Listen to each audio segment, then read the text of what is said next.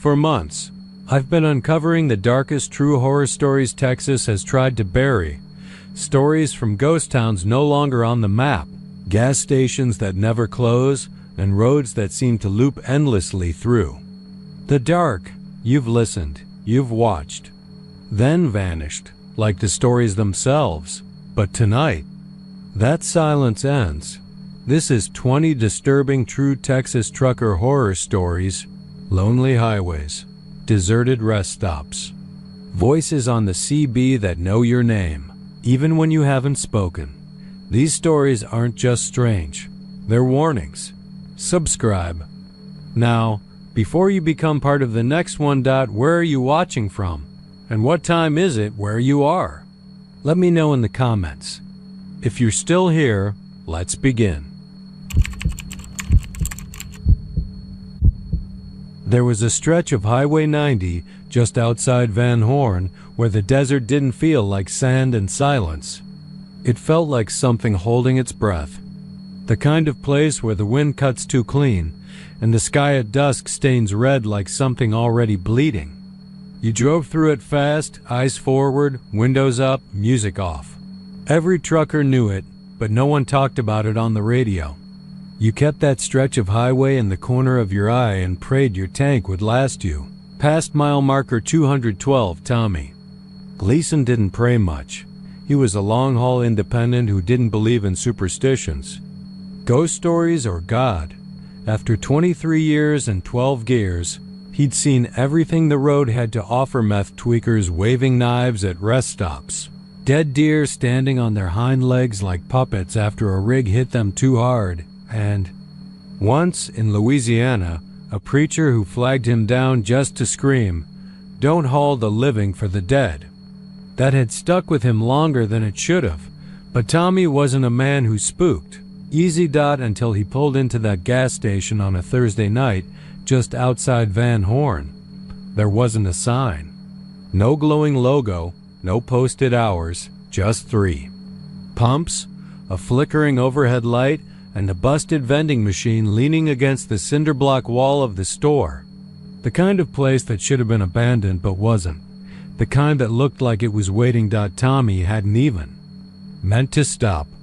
He had half a tank, enough to get him to Marfa, but the needle dipped a little lower than he liked, and something about the air made his skin crawl. The heat felt thick, wet. The wind had died completely. He pulled into the middle lane. Pump 3. The station didn't look old, it looked wrong. Like a movie set meant to look old, the gravel was too even. The grime on the window looked painted. Even the flicker in the light above him repeated on a loop. 1 2. Pause. 1 2. Pause. Tommy stepped out and smelled it immediately. Not gas. Not oil. Blood. Metallic and warm. Not like roadkill. Not like a broken nose. Richer. Thicker. Like someone had taken a kitchen knife to a body and let it pour onto concrete. He turned around and looked behind the pump. Nothing. No stains. No red streaks. Just dry, flat desert and a moon that looked like it was trying to warn him. Still, he needed fuel. He swiped his card. Nothing happened. The screen stayed dark. Then it blinked. Welcome. Tacoas. He hadn't entered a name. The pump didn't have a keypad. He should have left right then. But something in his spine locked him in place. He couldn't move. Couldn't even tell you why. It felt like watching a car crash in slow motion. His hand moved on its own and lifted the nozzle. The fuel cap was already open. He hadn't opened it. The nozzle clicked into place with a sound too loud, too wet, and the gas, if it was gas, started flowing. He heard it. That gurgle, thick, bubbling, like it had to fight to get through the hose. His hand tightened on the handle. He tried to let go. He couldn't. The smell hit again, stronger now. Pure copper. It got in his mouth, his eyes, made his nose run and stomach churn. But his body didn't move. It kept pumping, kept holding. That's when he heard it. A whisper from inside the pump. Just one word. Closer. He leaned in without meaning to. The nozzle kept pouring.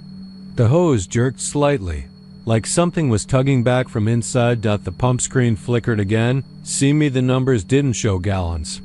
They showed a date. August 14th, 1996.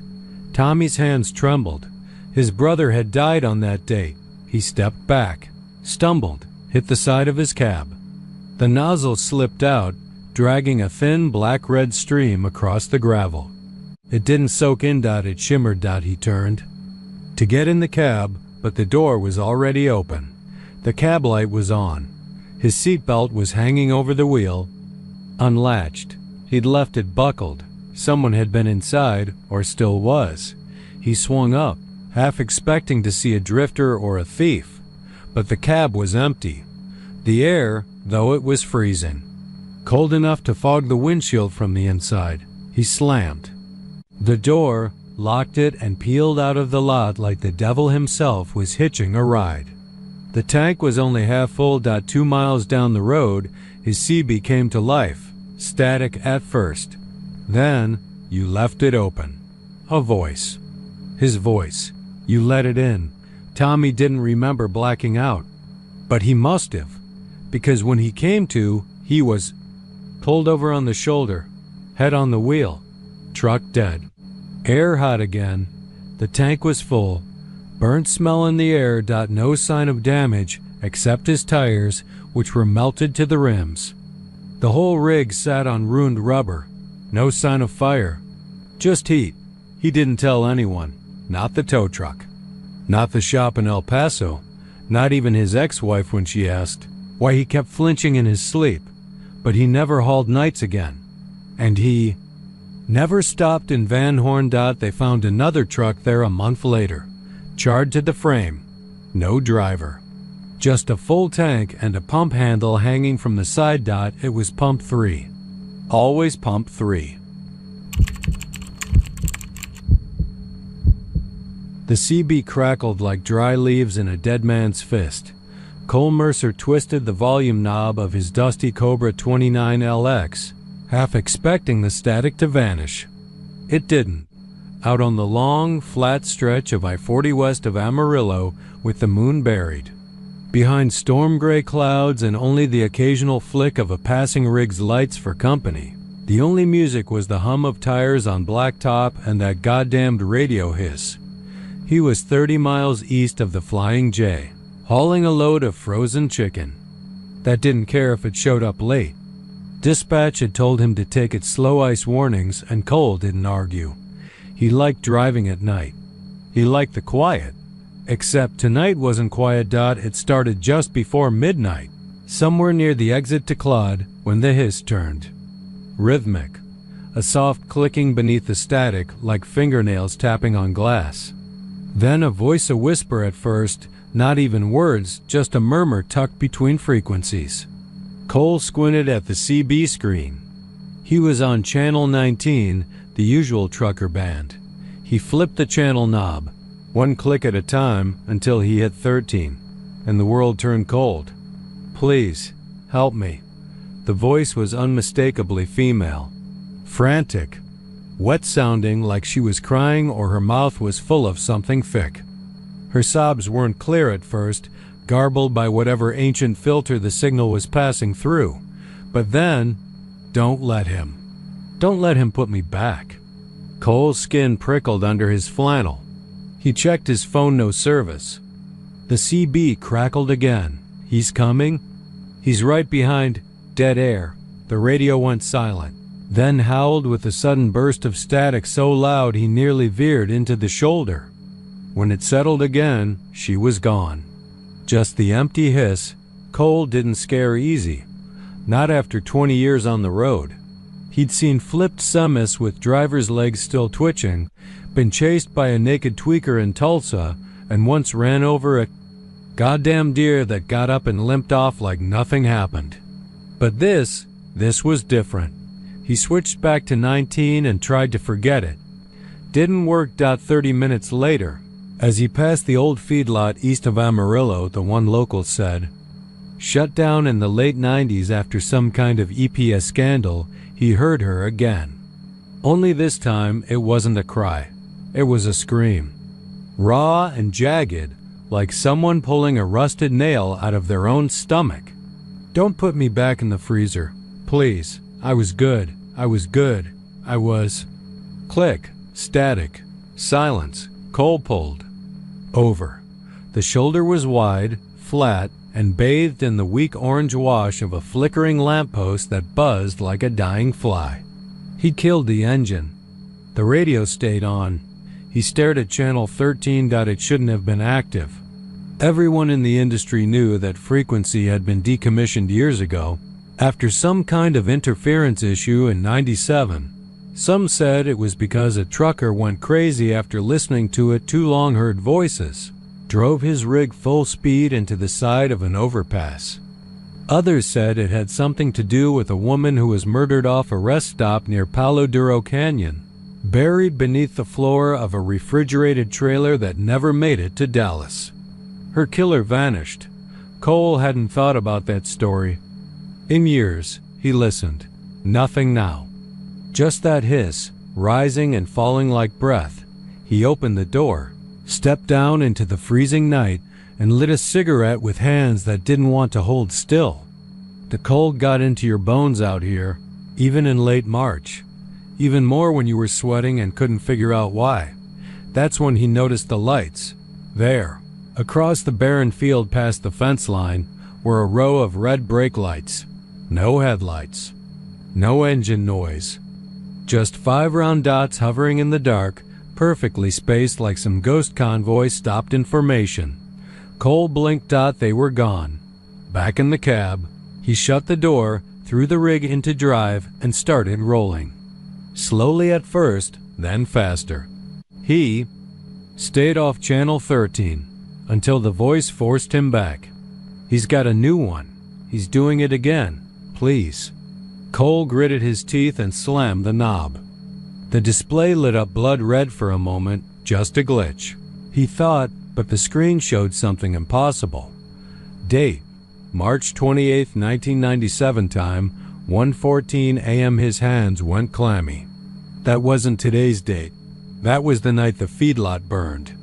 That was the night the dispatcher for West Texas freight heard a woman screaming through the CB at a Flying J station. And then never again. Cole switched the radio off completely and drove in silence, but silence didn't help. Because then it wasn't the CB that talked. It was the voice inside his cab. You passed him. It whispered. He slammed the brakes. The trailer jackknifed, swaying like a drunken bull behind him before settling. He was alone. The voice was gone. The CB turned itself back on. He's behind you. Cole shifted into gear and floored it, tires squealing as he shot forward, speedometer crawling past 80-90. He looked in the mirror. No lights. No trucks. Just the long black emptiness of the Texas night. Then his headlights caught something. In the road. It was a rig, parked sideways across both lanes. No hazard lights. No driver. Just a red Peterbilt cab with streaks of black down the side and an open trailer door. Cold mist poured from it like dry ice. Cole swerved. He missed it by inches. Tires catching gravel. The whole rig shaking like it might fall apart. The trailer bounced, then righted itself. He didn't stop again. Not until he reached the Flying J. The lot was empty. The pumps dark. The store locked. But the payphone on the side wall was ringing. He stepped out. Walked over. He didn't want to pick it up. Every hair on his neck told him not to. He did anyway. The voice on the other end whispered, "You're next." Then the dial tone. Cole never went back to Amarillo. He traded in his rig 2 days. Later in Lubbock, cashed out his retirement early and moved to Oregon. He doesn't talk about that night.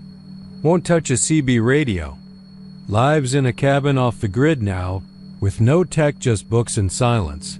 But late at night, when the wind howls just right across the pines, he swears he can still hear that voice, still crying, still calling for help on channel 13. And when he hears it, he turns every radio off in the house, locks the doors. and sits in the dark with a shotgun in his lap because she's still out there, and now she's not alone. They say ghosts don't walk highways. They linger in old houses, abandoned hospitals, dark forests. But anyone who's hauled freight down I-10 near Fabens after midnight knows that rule doesn't hold out here. Especially not for the woman in white. I'd been on the road for nearly 12 hours that night, pushing hard to make a Walmart delivery window in El Paso. Driving solo, full load of perishables, no time to waste. I passed through Fabens just after midnight, moonlight washing. The asphalt in dull silver. The desert on either side stretched flat and endless, only broken by fence posts and scattered brush. That looked like crouching figures if you let your imagination get the better of you. I saw her just past the mile marker, standing at the side of the road, one hand raised like she was flagging down a taxi. Pale skin, hair dark as oil and so long it whipped in the wind like seaweed in a current. And the dress white, flowing, not modern. Looked like something out of a century-old funeral. Lace cuffs, high neck, dragging on the ground. I don't stop for hitchhikers, especially not at night. But something about her made my foot ease off the gas. Could have been the way she stood, perfectly still. Could have been the cold that suddenly pressed against my arms despite the fact that my cab was warm and sealed. Maybe it was the way she looked right at me, like she'd been waiting. I stopped. She didn't speak. Just walked to the passenger side and opened the door, slow and silent. When she climbed in, her movements didn't make sense. Too smooth. Like she was floating, not sitting. I remember the weight sensor didn't even register. My dash still showed just me. As soon as the door shut, the lights died. Headlights, dash, everything. Total blackout. Then the engine sputtered and the brakes gave out. I hit the pedal, but nothing happened. I gripped the wheel tight, trying not to panic, trying to keep control as the truck coasted down the highway like a dead man on a stretcher. "Don't worry," she finally said, and her voice was soft. Not sweet soft like mold, like the breath under the floorboards. "He just wants to see you." I looked over, and she wasn't there anymore. The passenger seat was empty. Then the whispering began, from behind me. From the sleeper cab. At first, I thought it was static. A leak in the radio system. Then it grew louder, distinct. It knew my name. "James," it breathed. "James, James." The voice was close, too close. I turned the mirror toward the sleeper, but the black curtain was shut. Still, the whisper came through it like smoke, wrapping around my ears, cold and damp.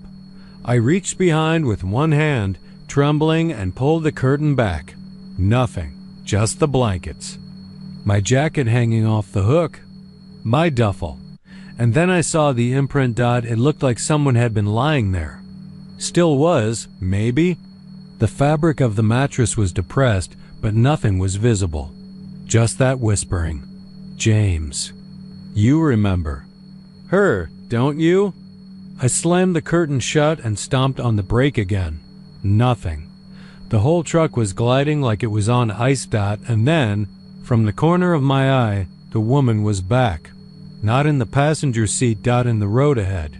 She was standing right in the center of I-10, arms down, palms open, eyes wide, waiting. I veered hard. The truck skidded, wheels screaming, trailer jerking like a hooked animal. The whole rig lurched off the pavement into the gravel and dirt. I braced for impact, but it never came.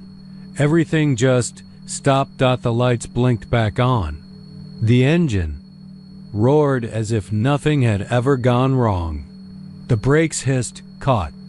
I was parked half on the shoulder, half in the desert scrub. She was gone. So was the whispering. I sat there, heart pounding like fists on a coffin lid. Then I drove. No music, no stops. Just El Paso in the mirror and that stretch of highway left behind like a closed chapter. I didn't tell anyone, not then. Not until I heard another driver at a diner 3 weeks later mention a woman near Fabin's. White dress. Walks the road at midnight. Gets in if you stop. He never made it to El Paso. His rig was found 30 miles west. Empty. Lights off. Engine cold. Sleeper cab soaked in salt water for reasons no one could explain. That's when I started digging. Found more than a dozen reports truckers.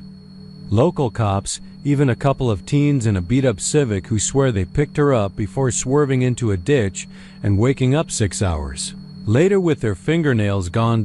No one agrees on who she is. Some say she's the ghost of a migrant woman killed along the border wall trying to find her children. Others say she's something older, Aztec or Apache. A spirit who punishes those who've spilled blood on her land. One theory chilled me to my bones. They say she isn't the danger. She's the warning. What follows her is something else. That's something that lives in the dark part of your truck. The place where you hear things late at night, where the curtain moves when the windows are shut, where you swear you feel eyes on you when you're dead tired and 200 miles from home. That's where it waits. And if you let her in, it comes too. I quit 2 months after that. Sold the rig, moved north. I drive a school bus now. Never past 4 p.m., never alone. But sometimes I dream of her. I-10. Midnight. She's standing on the road again, smiling now. This time, she knows I'm watching, and the whispering has started. Again. Not in my sleeper. In my house. In my bed. I haven't looked behind the curtain yet. Not yet. The Pecos rest stop was a sorry dot on a forgotten stretch of I-20. A piss-yellow building squatting beneath a single halogen light that flickered with a sound like gnats frying. It had 2 vending machines that only took exact change, a soda, fountain that hadn't worked since the Bush administration, and a bathroom stall door that never stayed shut unless you wedged it with your boot. People didn't stop here because they wanted to. They stopped because they had too tired to keep driving, too full of gas station coffee to wait until Van Horn. Truckers passed through all the time. Some would walk in, piss, stretch, buy a stale honey bun, and leave. Others lingered, slumped into the torn vinyl of the break room couch, rubbing their eyes and checking their logbooks. The place had a microwave that never got anything hot and a fridge that always ran too cold. The kind of cold that nipped your fingertips even in July. A cold that got into the spine, like frost working through wood. Nobody ever asked why the fridge was so damn cold. Nobody opened it past midnight. Not after what happened to Leo Ransom. Leo was one of those old-timers. The kind of trucker with a beard yellowed by Marlboros and stories soaked in bullshit. He ran long hauls from El Paso to New Orleans and talked like a man who'd seen the devil hitchhiking near Odessa. People humored him, bought him coffee, listened to his stories when the nights got too long, too dark, too quiet. He swore that somewhere in the desert, time didn't move right, that if you drove west too far, you'd come back younger. Said once he saw a kid walk into a gas station in 1978 and never come back out, even though his car was still idling at the pump. But Leo wasn't a liar. Not really. He just didn't care if people believed him. He only told you the truth once you were tired enough to hear it. It was late December when Leo pulled into the Pecos rest stop for the last time. Ice. In the wind. Dead cold. Even for West Texas. His rig had been giving him trouble, stuttering like a man with secrets, so he parked it and limped inside. Boots thudding against the linoleum. He poured himself weak coffee from the blackened pot and settled into the couch with a grumble, pulling his jacket tight. The other driver there, Jimmy Price, new kid out of Waco, said Leo kept glancing at the break room fridge. Said he looked spooked, like it was watching him. Like something behind the frost-lined plastic was moving. Jimmy didn't think much of it at first. He was just glad for company. That was before Leo leaned in, serious as hell, and whispered, "You ever hear it humming when there's no power?" Jimmy frowned. "It's always humming. Not when the lights go out." They sat for a long while, talking low. Jimmy said Leo told him about a man who lived in the icebox. Not died there. Lived. Still lived. Said he first saw him back in 1991, one night when the road was too slick to keep driving and the Coke machine had eaten his last quarter. Leo had opened the fridge, hoping to find someone's forgotten soda. What he found instead was a man naked, pale, smiling, curled, up in the crisper drawer like a cat in a basket. The man's eyes were a clouded blue, his lips almost black with cold, and when Leo yanked the door shut in shock, he could still feel the presence. Not just see it, feel it, like breath on the back of his neck or fingers behind the eyes. He said, Leo muttered to Jimmy, that the man asked to trade places. Just like that. "It's warm out there," he said. "It's cold in here. Let's trade." Jimmy laughed, nervous. Leo didn't. "No joke," Leo said. "Every year since then, I've driven this route in winter. Every year I stop. Just to check. Just to see if he's still in there. And every year I hear him, just past midnight, scraping at the inside of the door, asking again." That night, Jimmy fell asleep around 12:30 on the couch. Leo didn't. He sat there, clutching his thermos and staring at the fridge. When Jimmy woke, the place was quiet. The heater had shut off. The coffee machine was dead. Every light in the break room had gone out except for the fridge light, which glowed a sharp, icy blue. The door was wide open, and Leo was gone. The only thing left was his thermos. Still warm. They found him 4 days later during a deep freeze. Not outside, not in the truck, in the fridge. Tucked into the crisper drawer, knees to his chest, lips blue, smiling. Coroner said hypothermia. No signs of trauma. But the weird thing? The fridge wasn't even plugged in. Since then, the stories got worse. A mechanic on his way to Midland stopped for a piss, found the fridge humming louder than normal, like a hive of bees inside. He opened it and swore he saw frost creep along the floor, toward his boots. A janitor from Pecos said the fridge won't let you close the door anymore unless someone's inside. I put someone's inside.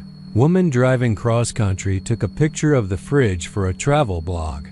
When she got to her hotel, the image showed something else. A pale face, eyes wide, pressed against the inside of the glass. Behind the racks of half-eaten burritos and crusted yogurt cups. They say now, if you open that fridge after midnight, he'll be waiting. The same man Leo saw. The same one that grinned and whispered, "Let's trade." Some say it's Leo now. That he took the last man's place. That this thing, whatever it is, needs someone to fill the cold. Always. Truckers. No better now. They don't open the fridge past midnight. They don't sit in the break room too long. And if you do hear the humming get louder, you leave. Even if your coffee's not done. Even if your feet are tired. Even if you're curious.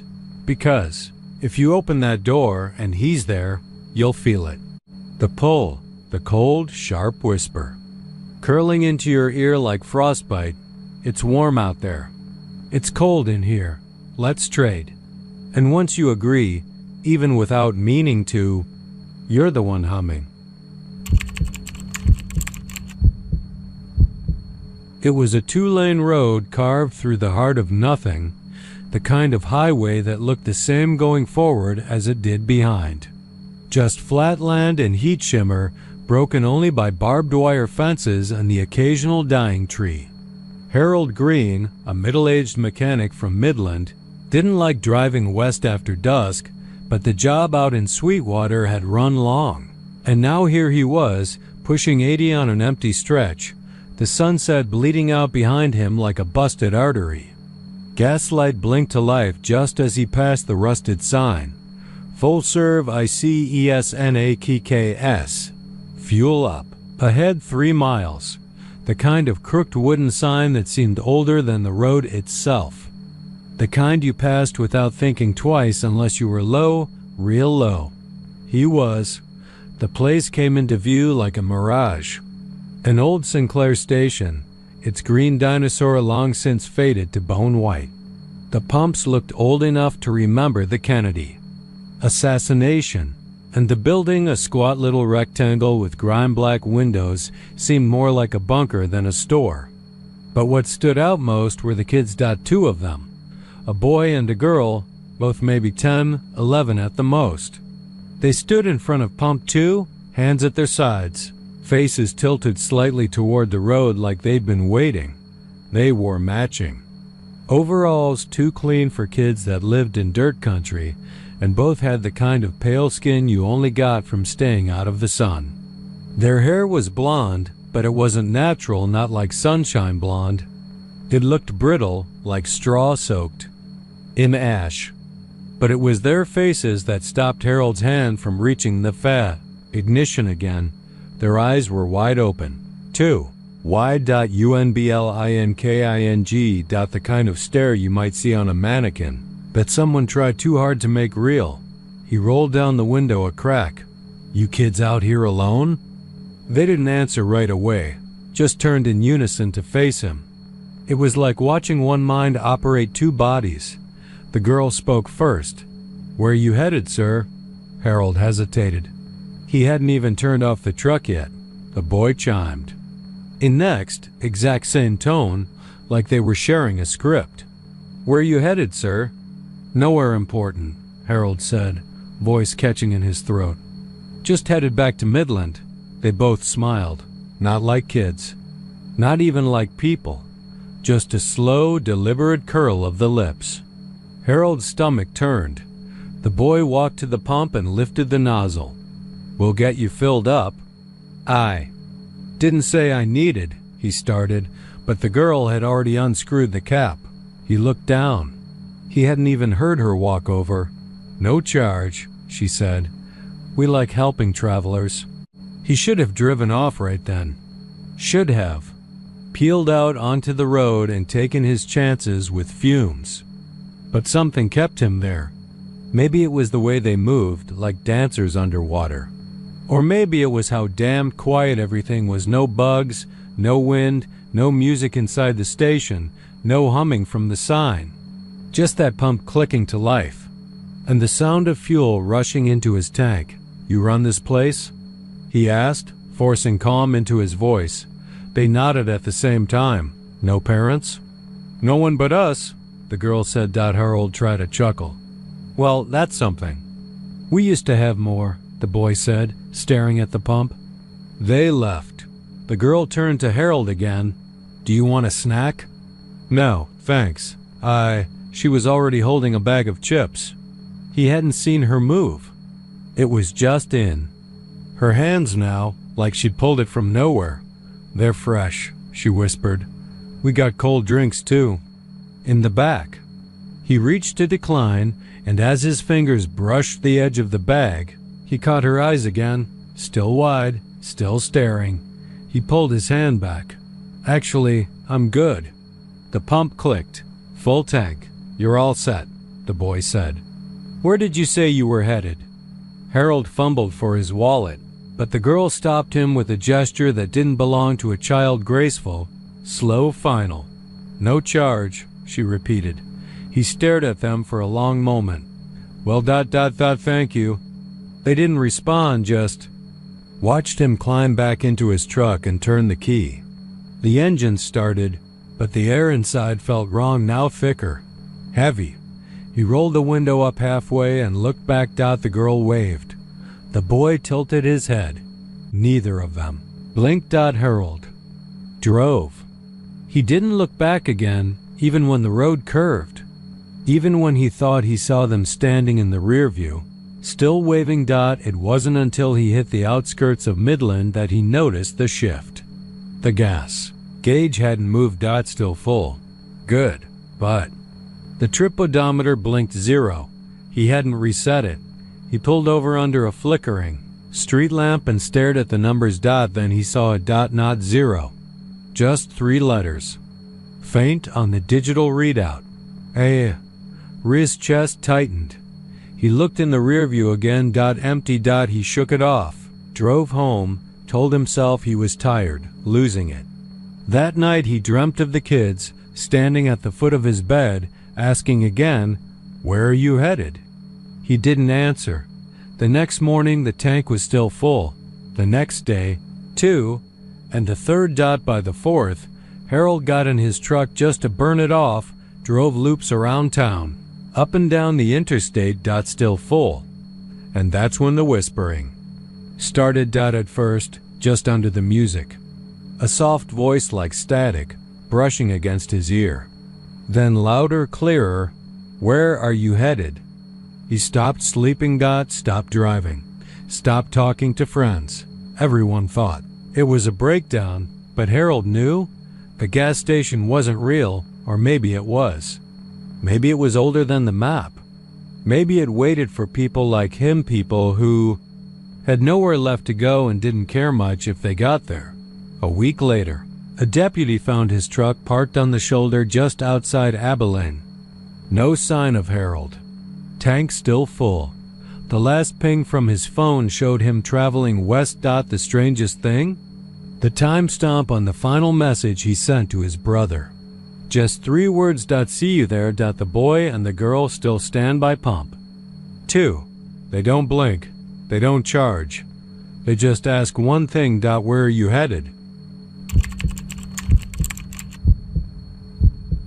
They say it's the cheapest gas for 200 miles in any direction.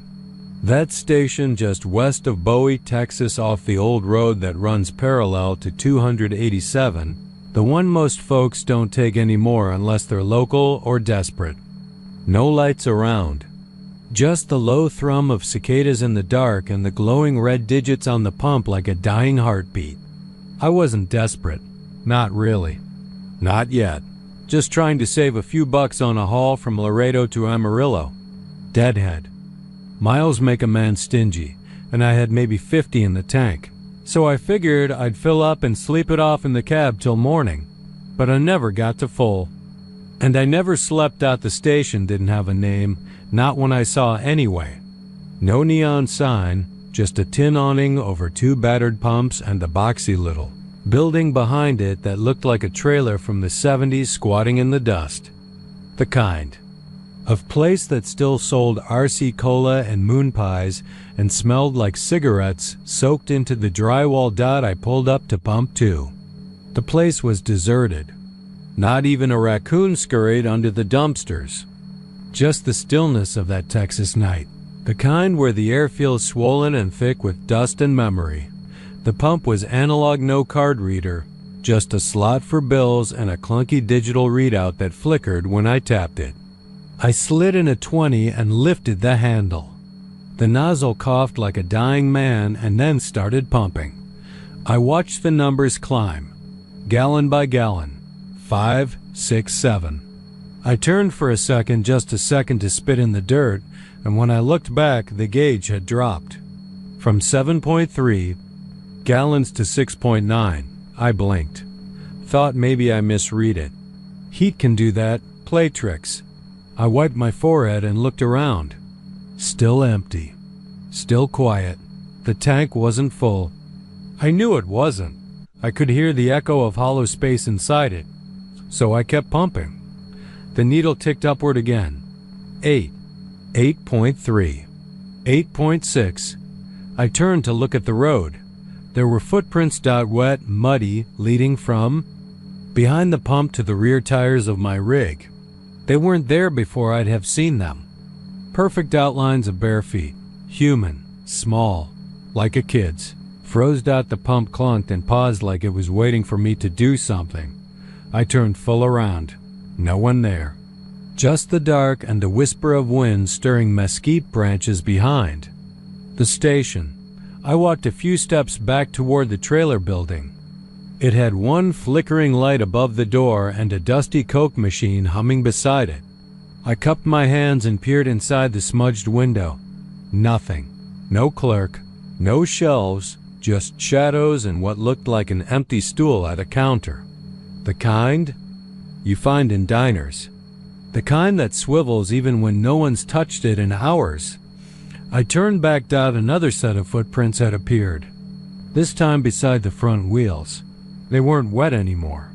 These were darker, thicker, like they'd stepped in oil or blood. Let the pump drop. The handle smacked the side of the rig and clattered to the concrete. Screw this. I climbed back into the cab and fired her up. The engine groaned and sputtered once before catching. I threw it in gear and eased forward, needle still not at full. Still hovering at 3/4, even though I'd paid for more. Didn't matter. I just needed to get away. But when I reached the exit and turned to merge back onto the road, the headlights blinked out. Both of them. At once. Not a flicker. Not a dim. Just off. The dash lit up like a Christmas tree. ABS warning, engine check, battery fail. Every idiot light screamed at me. The wheel locked up for a second, then jerked hard right on its own. I hit the brake. Nothing. We coasted slowly back toward the station. It was like the truck didn't want to leave, or like something didn't want me to. I slammed it in park and jumped down. Gravel skittered beneath my boots. I popped the hood and stared into the guts of the engine like it might confess something. But everything looked fine, not fried, not overheated, just wrong. The footprints were back, now circling the cab, dozens of them, wet and oily, crisscrossing over each other like someone had been pacing for hours in frantic circles. Some big, some small, some that looked broken. Twisted toes splayed out like they'd been stomped flat. One set had only 3 toes. I didn't know whether to scream or run. Then the pump clicked again. That dry metal clunked like a trigger being pulled. Turned back. The nozzle was swinging. Slowly, like someone had just let it go. The digital readout on the pump flashed again. The numbers started climbing even though I wasn't touching it. 5 gallons, 6, 7. I looked toward the trailer building. The door was open now, just a crack. Enough to see the stool inside. It was spinning. Something moved in the doorway. Not walked, moved. A crawling, jerking motion like it wasn't built right for standing. I saw a pale arm, too long, too thin, knuckles dragging. Then a second arm. Then a smile. Just a smile in the dark, wide and gleaming, and far too low to belong to someone standing upright. I backed away. The footprints squished beneath me as I moved, like the concrete was soaked. But there hadn't been rain in weeks. Not in Bowie. Not in June. The lights above the pump turned red. Not off. Not broken. Red like warning lights. Like eyes. Then I heard it. Breathing. Behind me. I didn't turn around. Not at first. It was wet, shallow, wheezing. Like something with water in its lungs. Then it spoke. Not yet full. I turned. Nothing there. But the air was colder now. Thick. Heavy like a drowned blanket. My boots were wet. I looked down. The puddles were gone. No footprints. Just water. Black water pooling around the rig, spreading like ink. I climbed back into the cab and twisted the key. Dead. Twisted again. Dead. The whisper came again. This time from the sleeper cab behind me. Not yet full. I didn't want to look, but I did. I turned slowly toward the curtain. It was bulging. Just slightly. Like someone was pressing a hand from the other side. Then another. Then another. Too many fingers. I grabbed my phone. No signal, of course. The red pump light outside blinked once. Then everything went still. No whisper. No breathing. Just silence. I sat there for what felt like hours until the sun began to rise and the light spilled over the lot. The truck started like nothing had happened. The needle jumped up past 3/4, Passed full into the red zone like it was overfilled. I didn't question it. I drove. Didn't stop. Didn't breathe until I hit the Amarillo Petro and parked in the middle of a crowded lot. I never found that station again. Tried once. Just once. Took the same road. Drove slow. Nothing there. Just brush and heat. But I check my tank now. Every time, if it's not full, I don't stop. And if I have to stop, I don't look down. Because sometimes, just sometimes, I still see the wet prints. And the needle always drops just a little every time I blink. The squeegee sat in the same cracked red bucket outside Pump 6 at the Huntsville rest stop right off I-45, just before the long stretch into East Texas where the trees start pressing in and the radio gets static heavy no matter what station you try.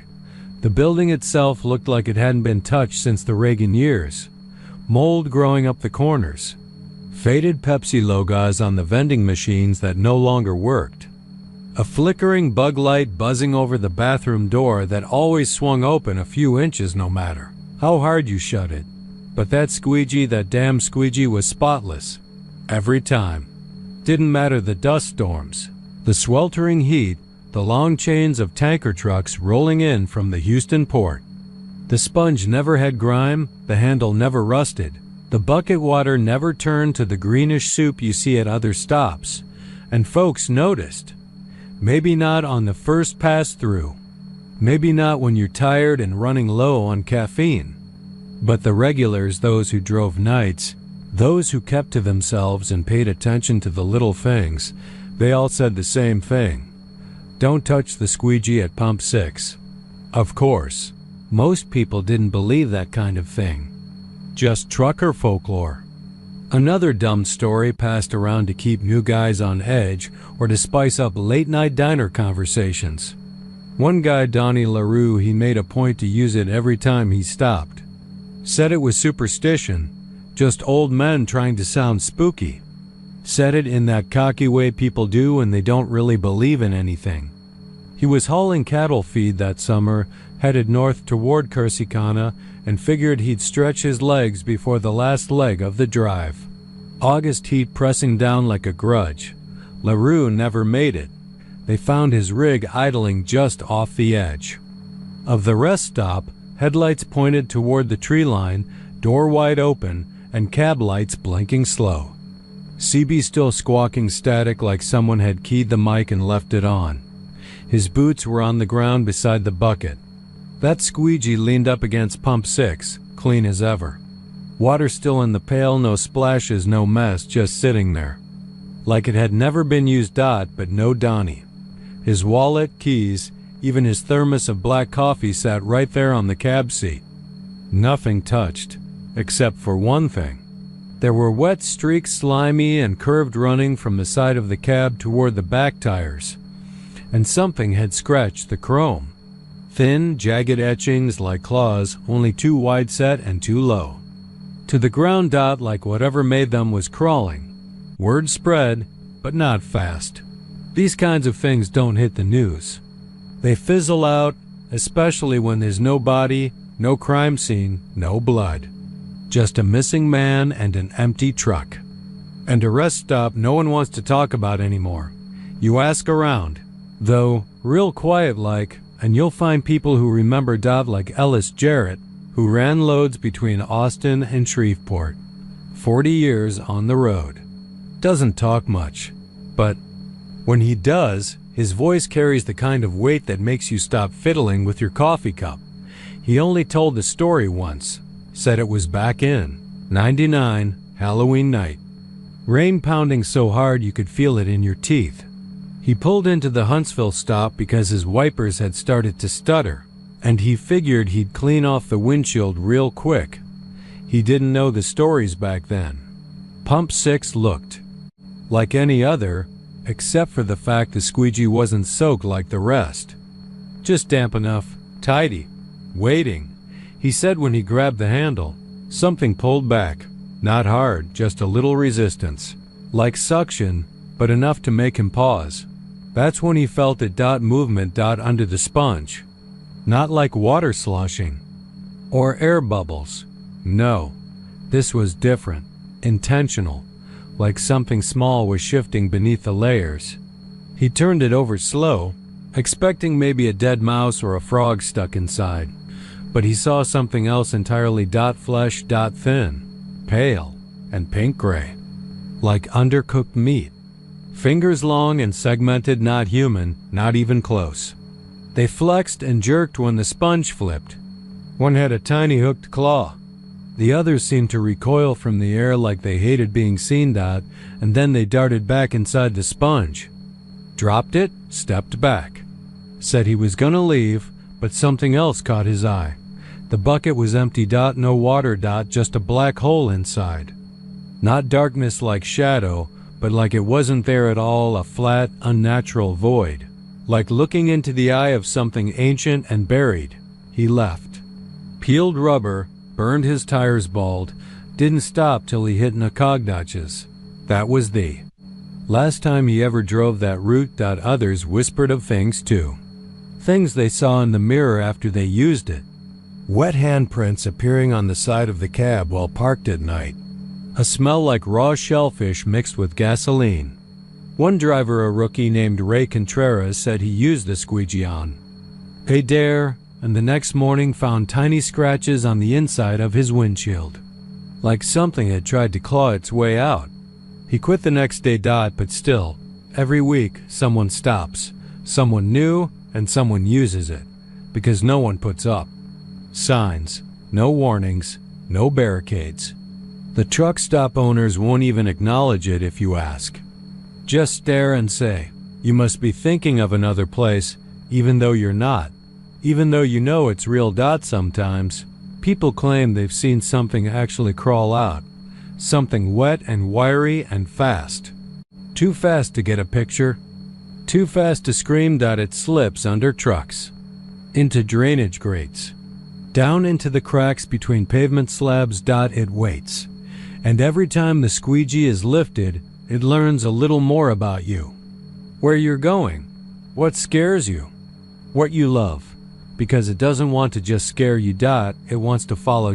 So next time you pull off I-45, tired and squinting through bug-streaked glass, and you see that one clean squeegee standing by. Pump 6, don't touch it. Don't even look at it. Too long. Because something is in there. And it's waiting for you to invite it out. The sign above the canopy was sun-bleached and leaning. Petrol King, it said, but the K was dangling, barely hanging on by a strip of rusted bolt. It sat off State Highway 36 near Jones Creek, a stretch of Brazoria County most people passed through without stopping. Not because it looked unsafe, though the moss-eaten signage and the sagging awning didn't help, but because there was something about it that prickled the nerves. Like the land itself was holding its breath. Locals never filled up there. They went out of their way to the Shell in Freeport or the Chevron off 288. But the tourists, the out-of-towners on their way to Surfside Beach or those lost on a detour, from Galveston, they always pulled in. That was the pattern. The station caught the eyes of the uninitiated. Something about the flickering green LED sign that never seemed to match the real gas prices.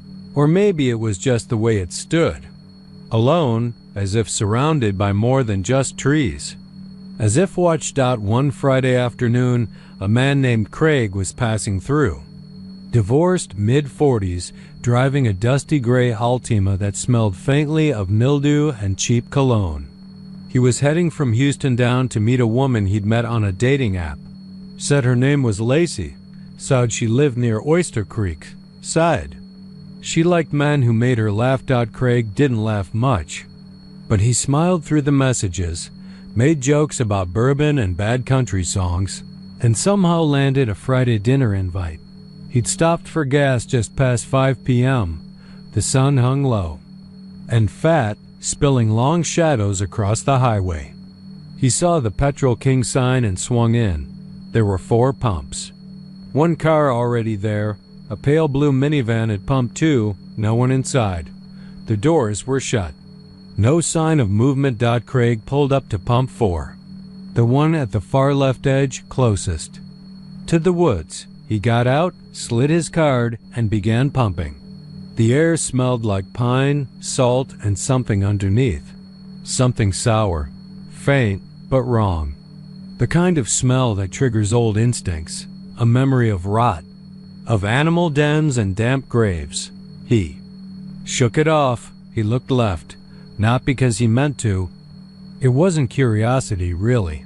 It was reflex, the kind of turn you make when you hear something in your periphery. Only he hadn't heard anything, not a sound. The woods were still. So still that even the birds seemed absent.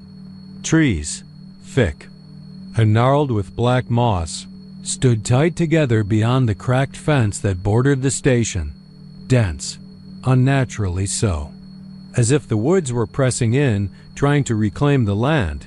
And somewhere inside those woods, just beyond the 5th or 6th tree line, Craig saw a dot at first. It looked like a man, tall, thin, standing between two trunks.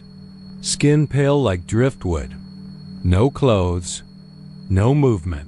Just watching. Craig blinked. It was still there. Its head was turned at an angle too sharp to be natural. Neck tilted sideways like a snapped chicken. There were no eyes, just black holes where eyes should be, as if something had scooped them out.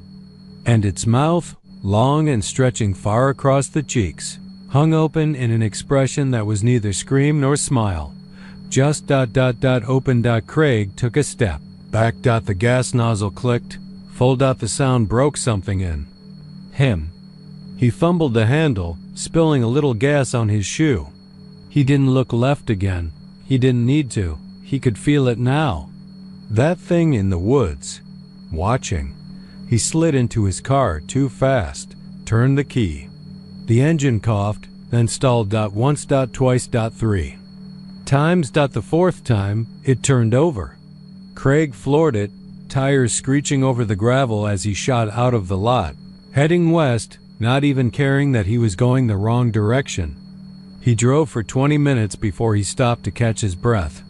His heart didn't slow until he saw the minivan again, that same pale blue van, parked at the edge of the trees, in a turnout off the road, empty, except for the shape in the passenger seat. He didn't stop. He didn't call anyone. He just kept driving. Windows up, doors locked, eyes straight ahead. 3 days later, they found Craig's car off County Road 44. The driver's side door was open. The engine was running. The gas tank was full. Craig was gone. His phone was in the passenger seat. The last photo on the camera roll was a blurry shot of a tree line. Nothing visible. But zooming in revealed what looked like 2 pits of darkness, set into something vaguely human-shaped. Locals shook their heads when they heard. Another out-of-towner who looked left. There were rules at Petrol King, the kind whispered over beers at the Broken Oar and passed down through the families that had lived in Brazoria County for generations. Fill up. Shut up. Don't look left. You could feel it watching, sure. And sometimes you might hear it, a sound like dry paper tearing or a whisper too wet to be human. But looking? That was the mistake. It didn't like being seen. And once it knew your face, it would follow. Not loud. Not fast, but it would follow. It didn't matter where you went. You could drive to Houston, to Austin, to the edge of the Gulf. You'd see it, reflected in mirrors, standing across parking lots, pressed against your window at night. And eventually, you'd vanish too. Like the teenage couple from Dallas last March, like the traveling salesman in February, like the woman from Oregon in December. Her rental car was found outside the station, engine warm, pump 4, tank full. Always pump 4. And always the same smell in the air. When they came to investigate, sour, damp. Locals say the woods behind Petrol King never end. Not really. That if you step between the trees the wrong way, you never come out. That The thing in the woods is older than the highway, older than the station, older than the town itself. Some say it was summoned. Others say it was born when something died angry. A spirit that fed on glances, on recognition, on attention. But most people don't ask questions. They fill up. Elsewhere. Because they know. There are rules in Brazoria County. Fill up, shut up. And whatever you do, no matter how strong the itch, no matter what you think you saw in the corner of your eye, don't look left at Petrol King. Because if you do, it'll follow you home. The bathroom behind Millie's Diner wasn't anything special.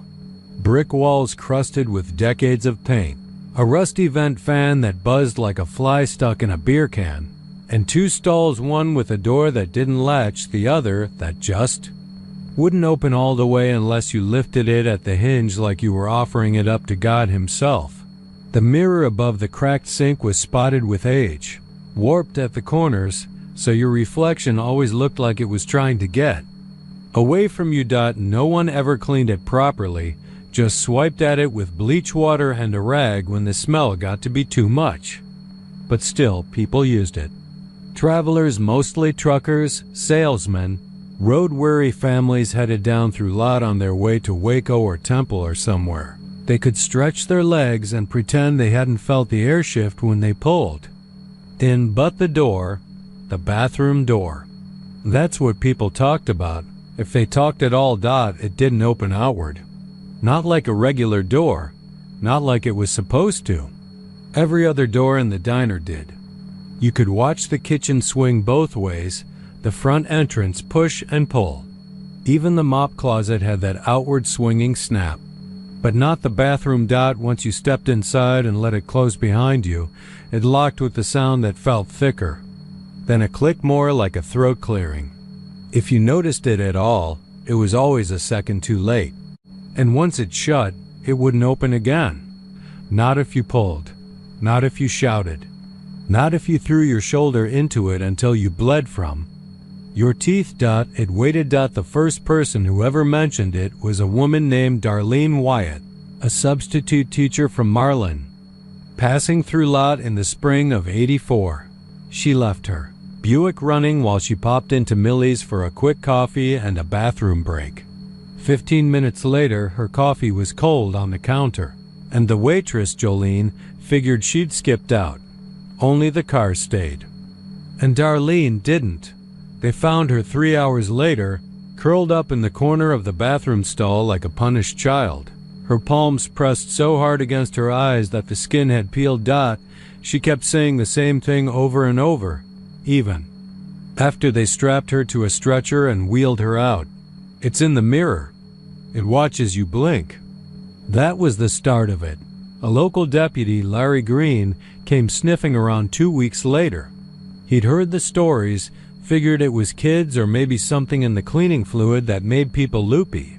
He asked Millie if he could set up an overnight stack out in the diner. She laughed and told him the ghost didn't punch a clock. But he stayed anyway, drinking cup after cup of black coffee and watching the bathroom door like it might flinch. At 2:17 a.m. He went inside. The door closed behind him like a whisper.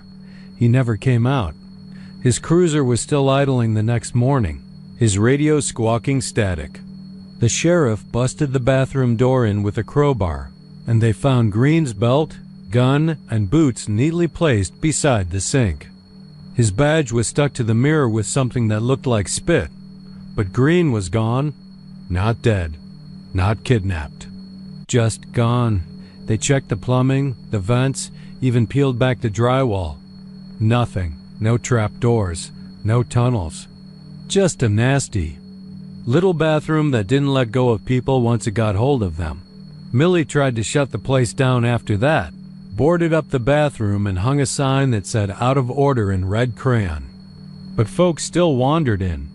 Curiosity's a hell of a drug, and in a town like Lot, there ain't much else to do except chase stories and drink cheap whiskey. By the early 2000s, it became a kind of dare.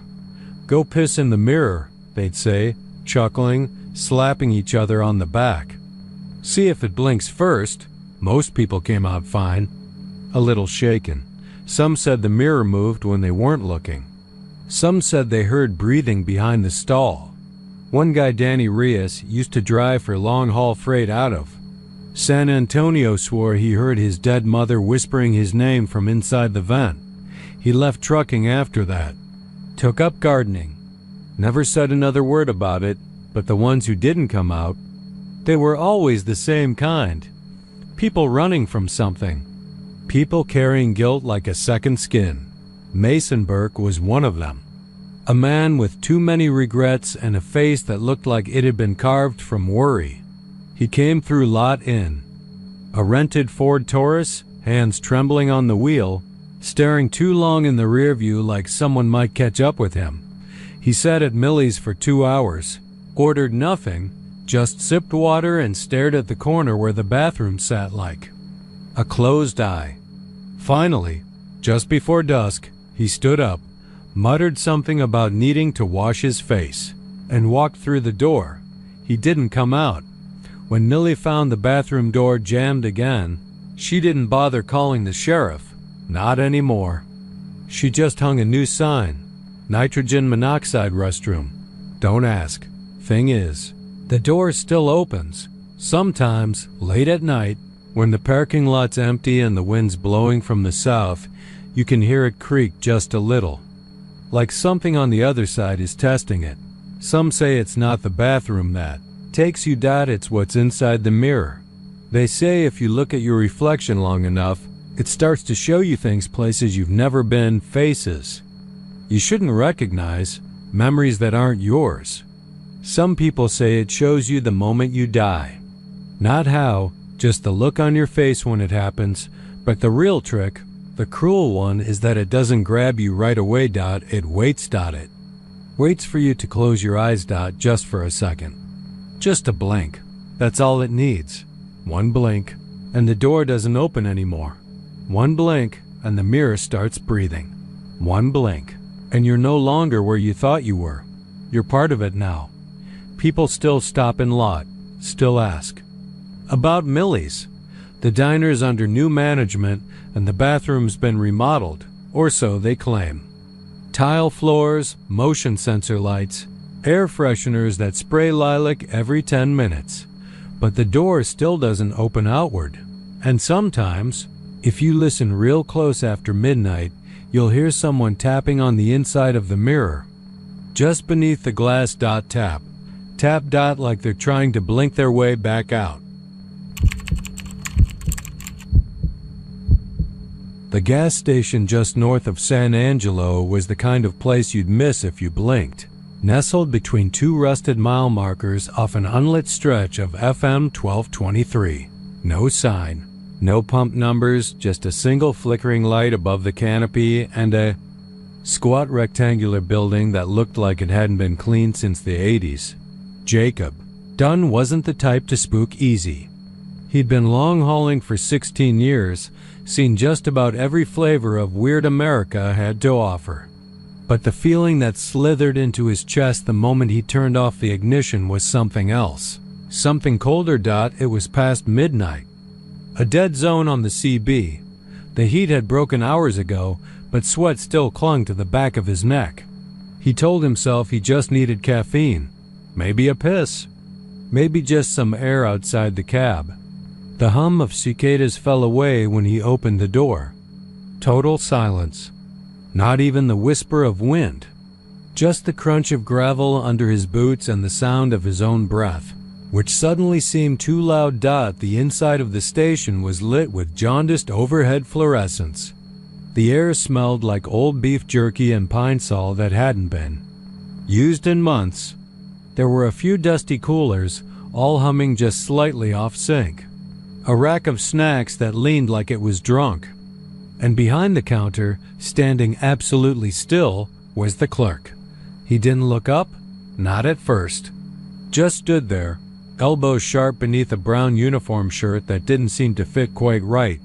Thin, tall, too tall. His name tag was scratched. Out with black Sharpie. His face pale as milk, eyes 2 wet coins sunk too deep into their sockets. No hair, no beard. Just smooth skin, the kind that looked like it had never known the sun. Jacob cleared his throat. "Y'all open?" The man didn't answer, didn't nod, didn't move, just stared straight ahead. Jacob stepped in, the bell above the door not ringing. He looked around again. No camera, no radio, no sound. He pointed to the back wall where the coffee machine sat, just grabbing a cup. Nothing. He poured the coffee. It came out slow and thick like syrup. Burned his fingers when he touched the handle. As he filled the styrofoam cup, he glanced back at the counter.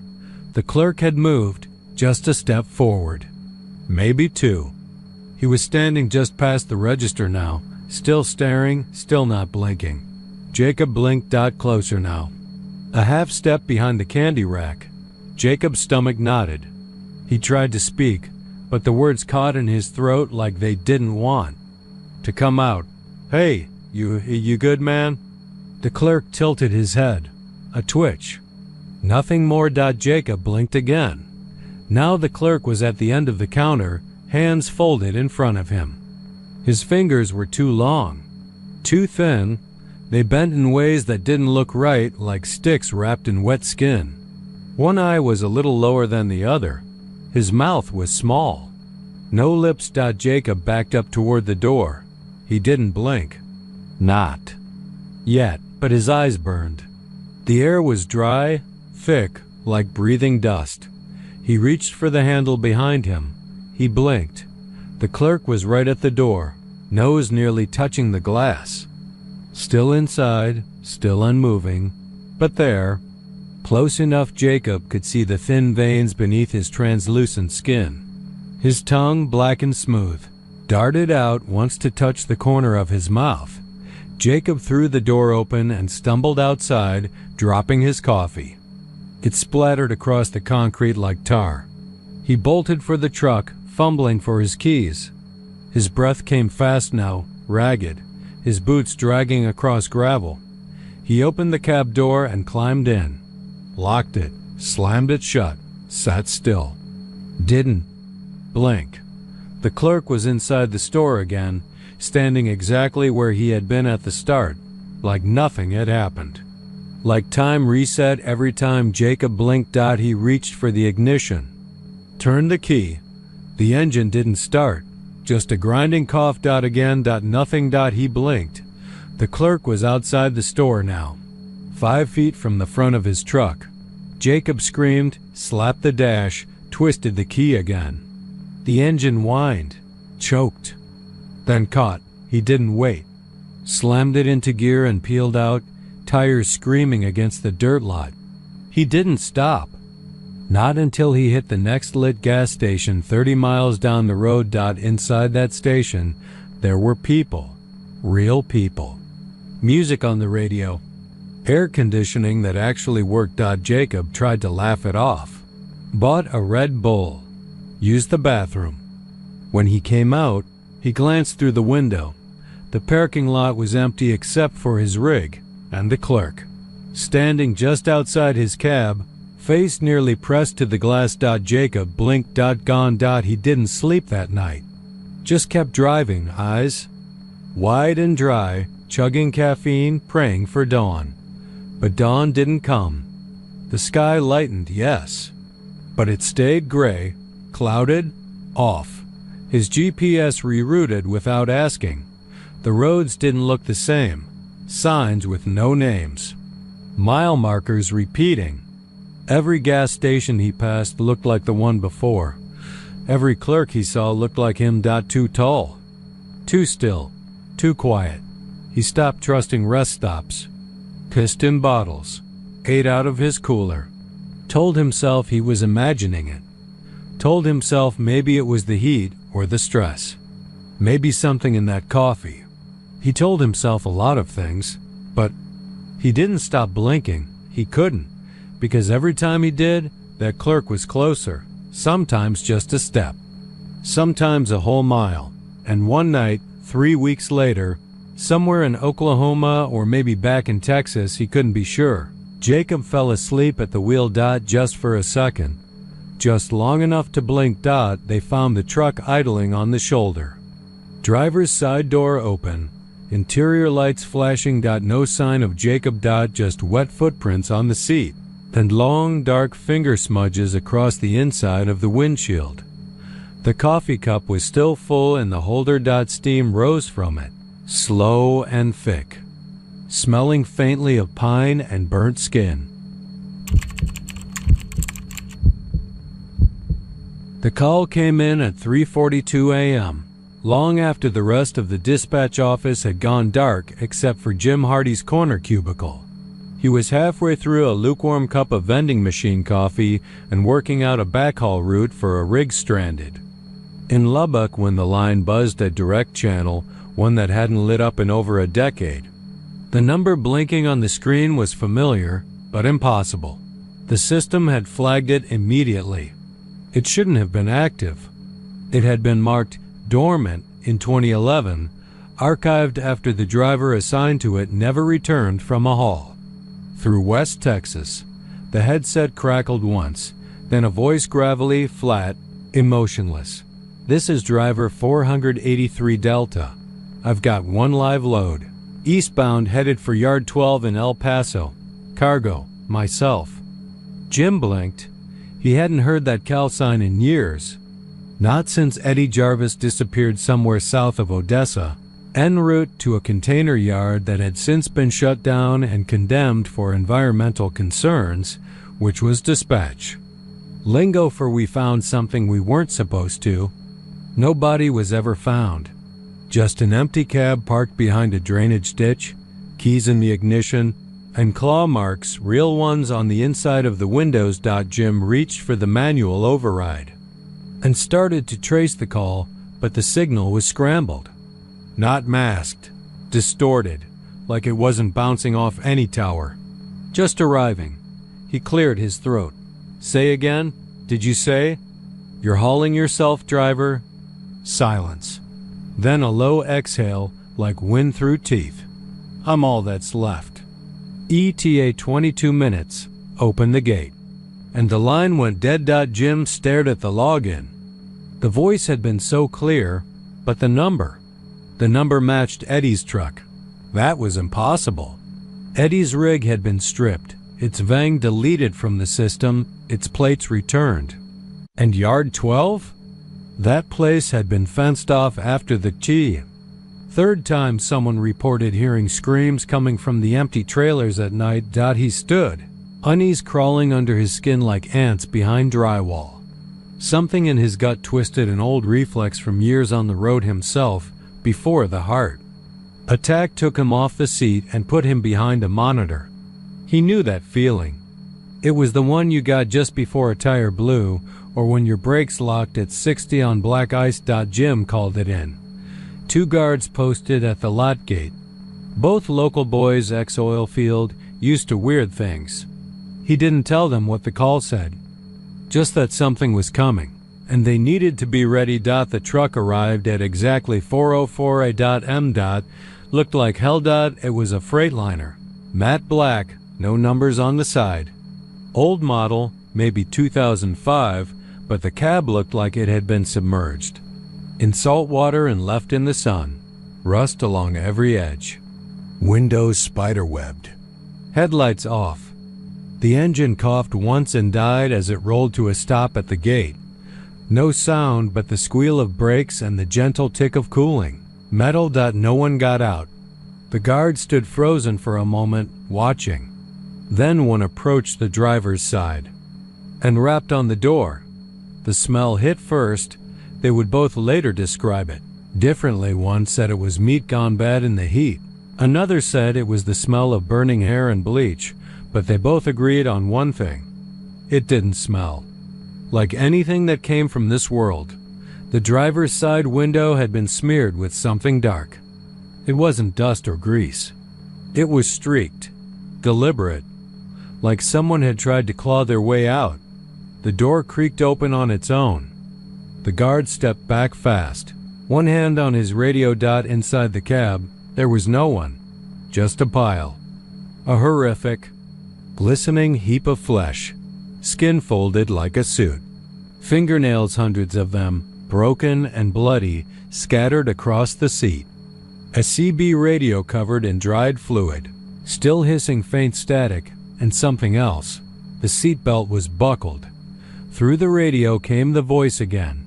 Delivered, as promised. Jim quit that night. He didn't wait for the incident report, didn't. Stay to answer questions from the company or the state investigators or whatever agency it was that showed up the next day in unmarked vans and didn't give names. He just walked out, still in uniform, and never returned. They say the truck was towed, but no one saw it leave. The lot was bulldozed 3 weeks later, but the gravel where it sat turned black. The kind of black that doesn't fade. The kind that looks wet, even in full sun, and sometimes, on certain nights, truckers say they still hear that call sign. Driver 483 Delta. A man, hauling only himself, bound for nowhere, and dying to get delivered.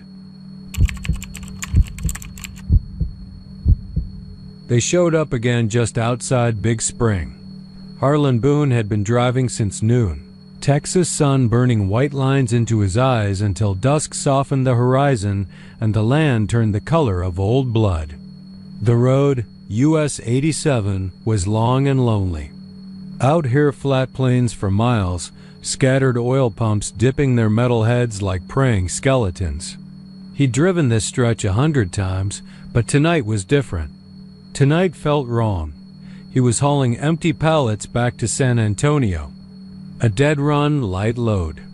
His Peterbilt rumbled like a sleeping giant beneath him, steady and familiar, and the only sound beside the engine was the static of the CB radio. He wasn't talking to anyone. Not tonight. Not since he heard what he heard last time. They called it whispers in the wires. Other drivers had told stories at the truck stops, nothing official. Nothing over the company radio, just late-night warnings whispered over diner coffee. Red lights that weren't headlights. Sounds over the CB that didn't match the channels. Voices repeating things no one said. No one wanted to admit they believed it, but every man who drove past Big Spring alone got quiet when you brought it up. Quiet or gone. It started around 11:42 p.m. He checked the dash clock without knowing why. Just a chill like the air suddenly thinned out in the cab and something old was breathing through it. He flicked on the defroster, though the windshield wasn't fogged, just a reflex. And that's when he saw them. 2 red dots in the rear view, not brake lights. Too high, too close together, too bright. He eased off the gas, let the truck coast. The lights stayed exactly where they were 20 feet behind, glowing through the dust like eyes. No sound. No headlights, no movement. He blinked. They were still there. Breaker 1 to 9, he said, voice low. Any ears on? A burst of static. Then a voice answered, but it wasn't a voice he recognized. Not Slim from Lubbock. Not the twins out of Amarillo. Not even that chatterbox rookie who always played country music too loud through his CB. This voice was wrong. It sounded like 2 people talking at once. One whispering, the other screaming, and both coming through the same torn speaker cone. They see you, Harlan, it rasped. We see you. He jerked his hand off the mic like it was hot. The lights flickered in the mirror. Still there, he turned the knob to Channel 7, dead air. Channel 30, static. Channel 19, silence. Then, back on 13, the whisper came again, left shoulder. 300 yards, his heart thumped once hard. His mouth went dry. Ahead, in the gloom of high beams stretched thin by dust and distance, something moved near the shoulder. A shape. He slowed. Not a deer, not a man. It was wrong. Bent. Backward. Knees jutting up where the back should be. Head cocked like it had been stapled to the spine. It turned as the rig passed and smiled. Every tooth was red. The red lights vanished from the mirror. For one blessed second, he thought it was over. Maybe he'd been too long on the road. Maybe the pills he'd taken to stay awake were wearing off, hallucinations kicking in. He slapped his face, shook his head. Then the engine choked. Not stalled choked. Like someone stuffed a wet rag in the intake. The dash lights dimmed. The steering wheel stiffened. Every warning light blinked at once and then cut out. The CB screamed. A burst of feedback, then a dozen overlapping voices shrieking like they were being burned alive. Through the shrieking came a single voice, his own, repeating something he hadn't said. I didn't stop. I didn't stop. I left her there. I left her. He slammed the brakes. The rig groaned, tires locking up, the trailer fishtailing in. The gravel until everything stopped with a metallic moan. The lights were gone again. The CB was quiet. He sat in the cab, breathing fast, eyes on the mirror. Then the whisper came again. You remember now. He did that 20 years ago. A stormy night. He was a rookie, barely 2 weeks into his first solo haul. He'd picked up a hitchhiker just outside Stanton. She was soaked to the bone, maybe 19. Said her name was Jules. Said she'd been trying to get to Abilene to see her sister. Sweet girl. Talked too much. He'd gotten tired of it. Gotten angry when she reached for the radio. He hadn't meant to shove her so hard. She hit her head. Slumped against the dash. He checked her pulse. Nothing. Panic set in. He pulled over near a dirt service road, dragged her into a dry culvert and left her there. Covered her with trash bags and broken tree limbs. Drove away. Never told anyone. That was the last time he used CB channel 13. Until tonight. He was shaking. Now, full body tremble like a fever had set in. He opened the door, dropped down to the gravel, and retched. His vomit steamed in the cold air, chicken tenders and coffee from the last stop curling into a sour puddle near his boots. Then he heard it. Footsteps. Not one person. Many. All around him. Crunching gravel, soft breaths, the wind carrying laughter, tiny, high-pitched, inhuman laughter.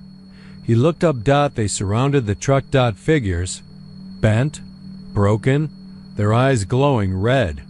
No pupils, just orbs. Some of them crawled. Some walked on all fours. One dragged what looked like a CB antenna still attached to his scalp.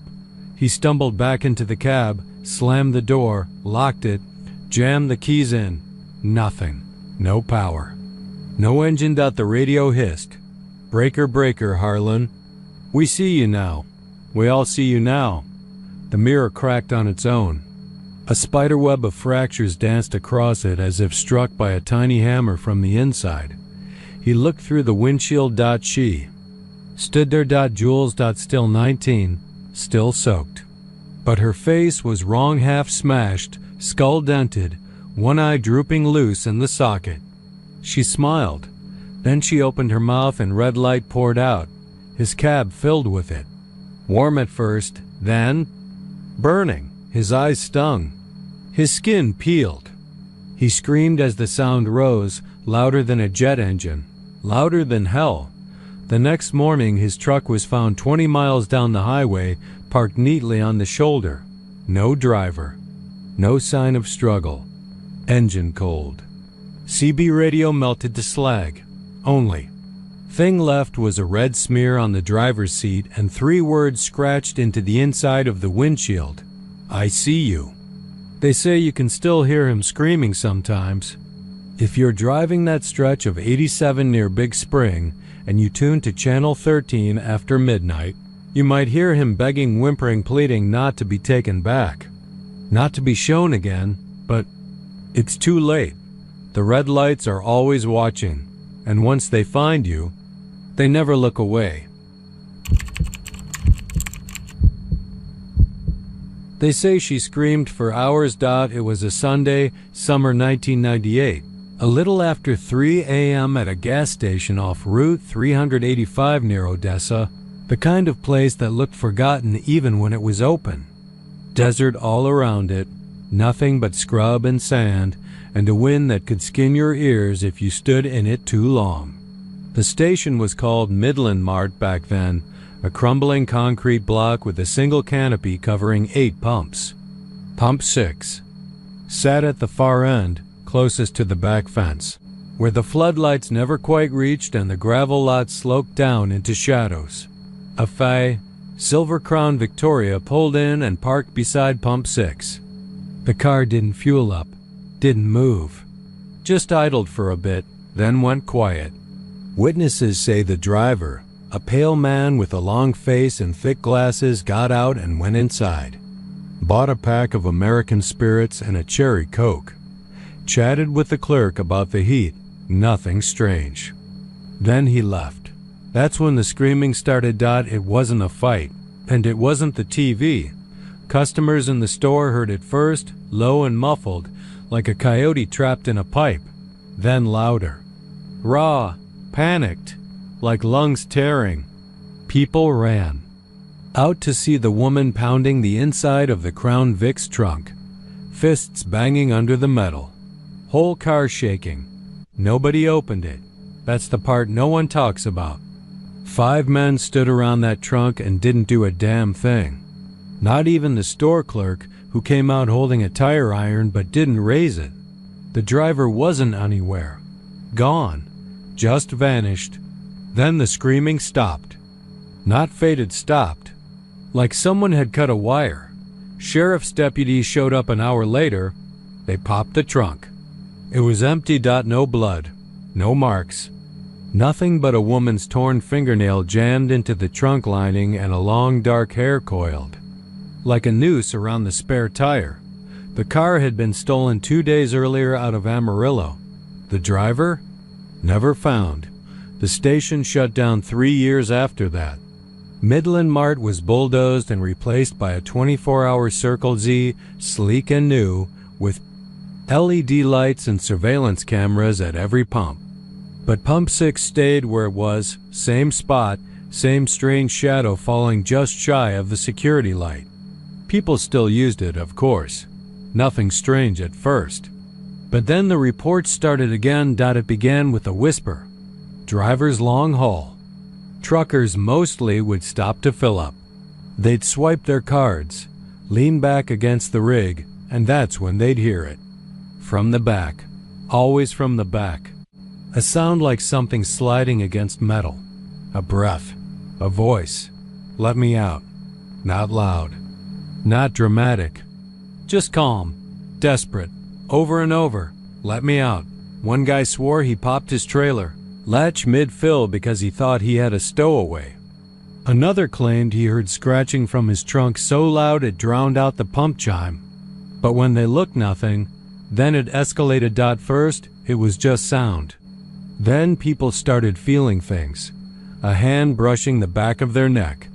Tug at their belt. A tap on the shoulder. One woman, young, college age, stopped in a rental car just before dawn. She called 911 sobbing, screaming that someone was in the trunk. The dispatcher told her to stay put. She didn't, single quotes T. She opened the trunk herself. The officer who arrived on scene found her catatonic, curled in the fetal position near Pump 6. Eyes wide, blood dripping from her ears. Trunk was empty. Then the dashcam footage surfaced. A delivery guy named Marcus had one of those cheap dashcams mounted in his rear window. He parked at Pump 6 around midnight to grab a coffee. 10 minutes. Later, he returned, climbed into the cab, and drove off. It wasn't until he reviewed the footage during a police statement that he saw her. The moment he stepped out of his truck, the footage flickered. For half a second, static overtook the frame. And then there she was, a woman, pale, hair wet, and stringy, slowly rising from the closed trunk of his own vehicle. Not climbing out, rising. As if the trunk wasn't there at all. She never turned around. She just stood, back arched unnaturally, fingers twitching at her sides. The footage cut again. When Marcus climbed back in, she was gone. They say if you pause the footage just right, you can see her face reflected in the glass of the pump behind him, her mouth open wide, teeth like nails, eyes black as oil. Circle Z never confirmed any of this, but they quietly decommissioned Pump 6 last year. Left it standing, unplugged and dead, like a rotted tooth they couldn't pull. Didn't matter, because she's not in the pump. She's in the place. Whatever happened that night in 1998 cracked something open. Something deeper than asphalt and older than the highway. She's in the shadow of that spot. In the steel and the rubber and the smell of unleaded that never quite fades. Every vehicle that stops there becomes part of it. There's an old trucker named Benny who lives in a trailer park outside Van Horn. Retired now. Won't go within 50 miles of Odessa. Says he parked at Pump 6 in '09, back when it still worked. He didn't believe the stories. Called it all road ghost bullshit. He even laughed while fueling up. Then his trunk opened on its own. He drives a semi. Doesn't have a trunk. He says it was like the truck peeled open, metal curling backward like a sardine can. Inside was a girl, no, a woman, he says. Face beaten bloody, but her mouth was open and screaming. Not sound, just wind. Like all the wind in the desert was being forced through her throat. Then she lunged at him. Benny blacked out. Woke up 30 miles west in a jackknifed rig with no fuel and a full tank receipt in his shirt pocket. Pump 6. He doesn't remember. What happened in between? Just one thing. The whisper not let me out. This time it was get in. Benny lost 3 fingers to frostbite that night. They never found out why. The telling outside were in the 90s. If you go to the Circle Z now, you'll see Pump 6 still standing, dark and useless, with a plastic bag zip-tied over the nozzle. But if you listen close, really close, you'll hear her, especially if your car is still running. The metal will creak. The back seat will feel heavier. You'll hear something moving where nothing should be. And your trunk, no matter how new your car is, no matter how recently it was inspected, your trunk will unlatch itself. And should be there, not just screaming this time, smiling. They always said not to stop between mile markers, 346 and 348. The old-timers on the CB would pass the warning like gospel. Keep rolling, son. Don't tap the brakes through that stretch, not unless you got a death wish. Most folks laughed it off, thought it was just another trucker's tale, like phantom hitchhikers or glowing eyes in the tree line. But the ones who'd been out there, really been out there, stopped laughing a long time ago. I used to be one of the skeptics. Been driving long hauls since I was 22, put 250,000 miles on my Freightliner before I turned 30. You see some strange shit on the road, no doubt about that. Once saw a man standing naked on the median in the middle of a thunderstorm, arms stretched toward the lightning like he was praying to it. Saw a doe explode through the windshield of a Civic at 70 miles an hour and keep kicking for a full minute, blood bubbling from its nose like soda fizz. But nothing ever stuck with me. Nothing ever followed me until that night south of Waco. It was early January. Cold, but not enough to see your breath. One of those nights where the dark feels too thick, like you're driving through ink instead of air. I'd left Dallas late and was headed toward Laredo with a trailer full of refrigerators, ironically. Enough. My logbook was good. The radio was crackling with garbage from drivers way up near Austin, and I had a thermos of coffee keeping me company. Somewhere just past the turnoff for West, Texas, I hit 346. I remember it clear as glass. The road dipped just slightly, and the white lines blurred. I figured it was the caffeine wearing off, or maybe the road was just slick with dew. But something about the asphalt looked wrong, like it was melting or rippling. I blinked and leaned forward, gripping the wheel tighter. The CB hissed, went silent, not quiet silent. Like someone had sucked the sound out of the air. The first thing I noticed was the radio. It didn't just cut out, it went to static for a heartbeat, then absolute dead air. Even the display froze. No time, no frequency, just blank. Then my headlights dimmed. Not all at once, gradual, like someone sliding a dimmer switch down. And then gone. Darkness swallowed the road. I tapped the brakes, not hard, just enough to slow. The rig bucked a little. I checked the dashboard. Everything was lit up like a Christmas tree. Engine light, oil pressure, alternator. All screaming at me. I pulled off to the shoulder, or at least I thought I did. Without headlights, it was hard to tell if I was even on the road anymore. I put it in neutral and killed the engine. That was the first mistake. The silence after the engine cut was unnatural. No ticking of metal cooling down, no wind, no sound of insects. Just the weight of stillness, pressing against the cab like it wanted to squeeze the air out. And then the knock came. Not on the door. Not on the window. From inside the engine. 3 sharp raps. Hollow, like knuckles on the inside of the hood. I froze. The air in the cab turned cold, not chilly. Cold. I could see frost beginning to creep along the inside of the windshield. I reached for the ignition, fingers numb, turned the key. Nothing. The rig was dead. Another knock. Then a scraping sound, metal on metal. Something shifting beneath the hood. Not an animal, not a loose part. Something else. I opened the door and stepped out, boots crunching on gravel, or what I assumed was gravel. I couldn't see a damn thing. The darkness was so complete it felt like I'd gone blind. I clicked on my flashlight and aimed it at the hood. The beam died after 2 seconds. Battery was fresh. Didn't matter. I heard breathing. Not mine. Slow. Wet. Coming from the front of the truck. A sucking inhale, like someone trying to breathe through a mouthful of mud. Then another knock. My legs didn't want to work, but I forced them forward. I rounded the cab, heart hammering so loud I could barely hear the footsteps behind me. My footsteps, I thought, but they weren't in sync with mine. Too many. Too fast. The grill of the Freightliner groaned. I swear to God it shifted, like something inside was pushing against it.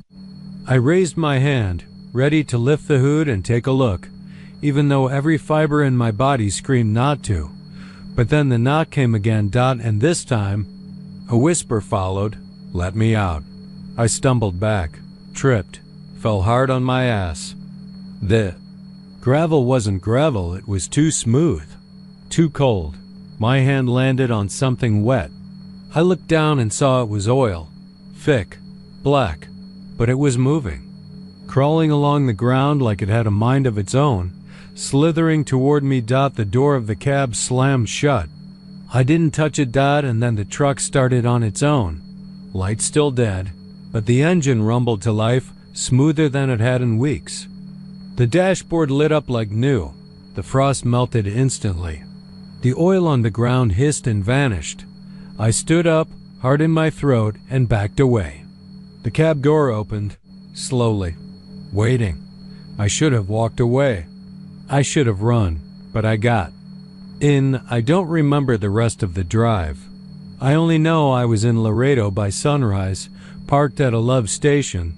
Windshield coated in grime I couldn't wash off. Looked like soot. Smelled like something rotten. I tried to get the truck serviced. Later that day, took it to a shop outside town. The mechanic popped the hood and called me over, pale as a sheet. He pointed to the inside of the hood. Something had been scratching at it, from the inside. Deep gouges. Not made by tools or animals. They curved inward, almost like claw marks. Almost like fingers. And written in the grime, faint but legible, were the words, "Thanks for the ride." That stretch between mile markers 346 and 348 is still there. Still looks ordinary by day, but after dark the road feels hollow, like a tunnel. No sound, no light. Drivers say they see figures just past the guardrails. Say their GPS loses signal, their clocks freeze, their eyes play tricks. Some never talk about what they saw. Others don't make it to the next truck stop. Me, I reroute now. I don't drive that way anymore, but sometimes on nights when I have to, if I pass through that stretch, I don't stop. Not for anything, because I know what waits in the engine. What's still riding with me. And I know what it wants. Highway 287 slices through Texas like a scar, cutting past cotton fields, oil pumps, and the brittle skeletons of towns that time forgot. It's the kind of road where you lose track of time, your eyes hypnotized by the endless stretch of dark, asphalt, and the rhythmic bounce of yellow lines. Most nights, it's just you and the road, maybe a trucker or two humming past, their taillights glowing like distant embers. But out past Vernon, where the land flattens into nothing and the trees thin out like old men's hair, the sky starts doing things it shouldn't. Johnny McCall was heading home from a job in Amarillo, a 3-day patch and paint gig in an abandoned school. He'd left later than he meant to, told himself he'd push through the night and be in Decatur by morning. Coffee in the Q folder, a cassette of Conway Twitty humming from the dash, and a cooler full of warm beer sliding around in the back seat. Just before 11, the lights showed up. At first, he thought they were stars, bright ones, low on the horizon, shimmering the way heat does in the daytime. But these didn't stay still. They moved, danced, dipped in and out of view like fish swimming through fog. There were 3 at first, then 5, then a dozen. Johnny leaned forward, squinting through the windshield. They weren't plane lights, he knew that much. He'd seen enough crop dusters and military aircraft around Dias to know the difference. These were wrong, too close, too quiet, too curious. They floated maybe 10 feet off the ground, pulsing faintly, like they were breathing. And when Johnny slowed the truck, they slowed too. He turned down Conway, rolled the window down. Nothing but wind and the faint buzz of crickets. Then the lights moved closer. Johnny blinked, and they blinked back.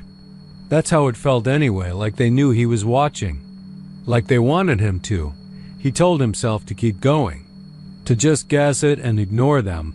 But the wheel shifted in his hands, just slightly, left toward a dirt road that had no name. Wasn't turning, he was sure of it.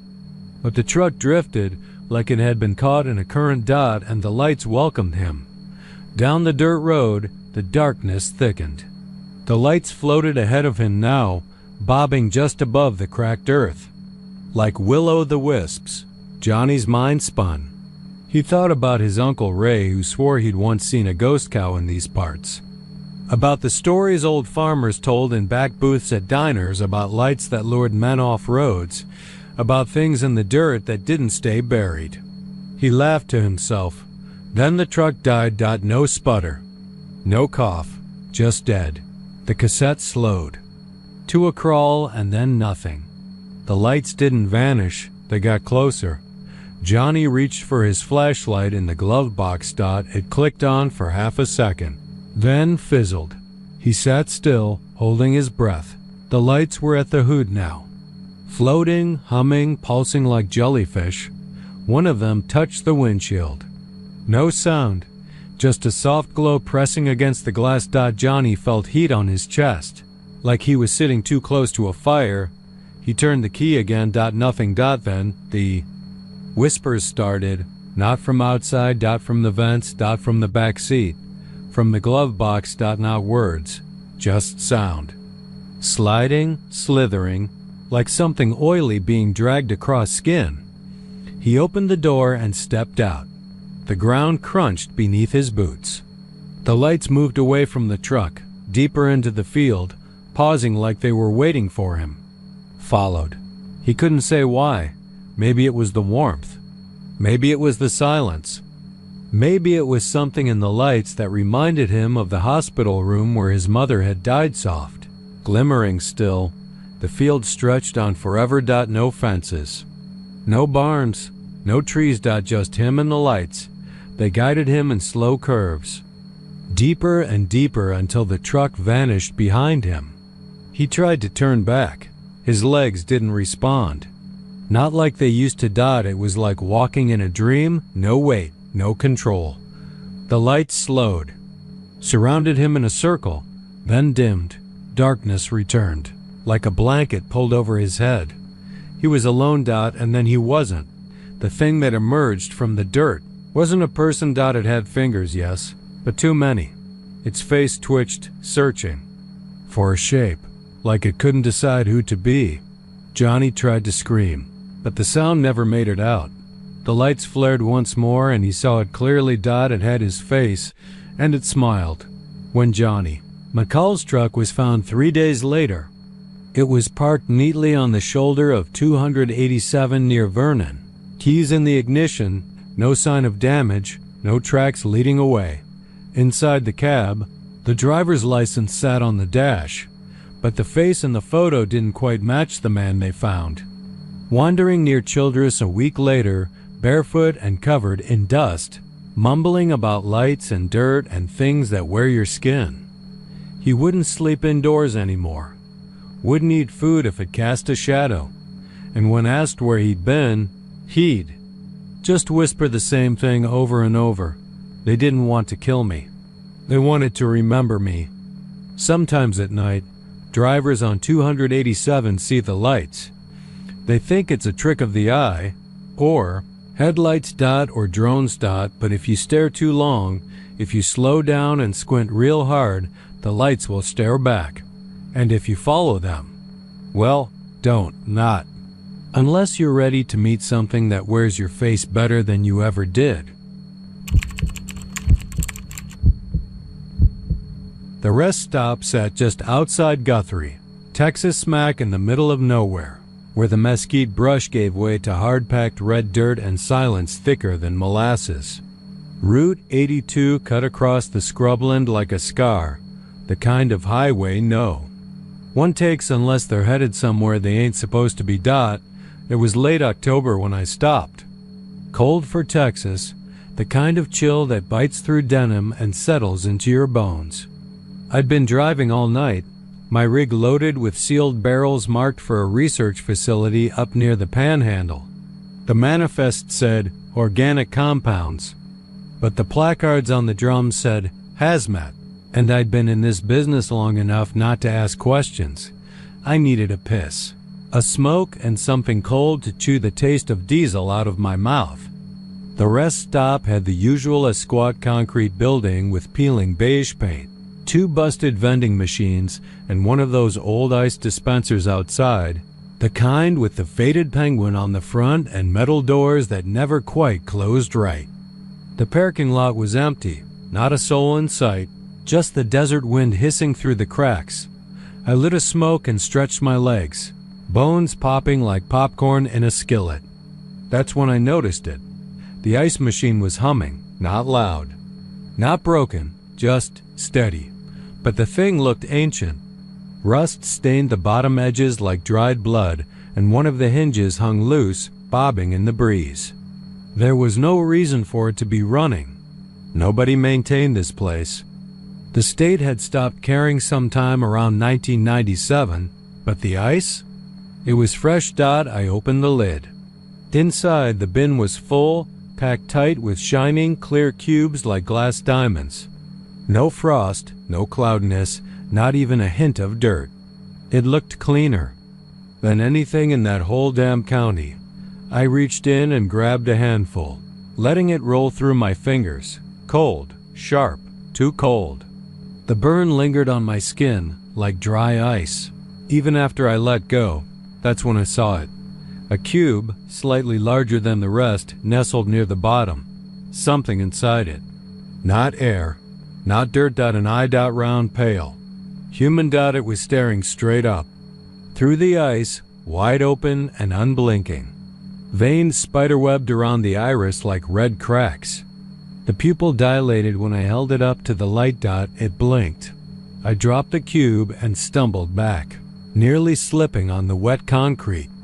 The eye rolled once on the ground before it stopped, still staring at me, still trapped in that frozen cage. My breath caught in my throat.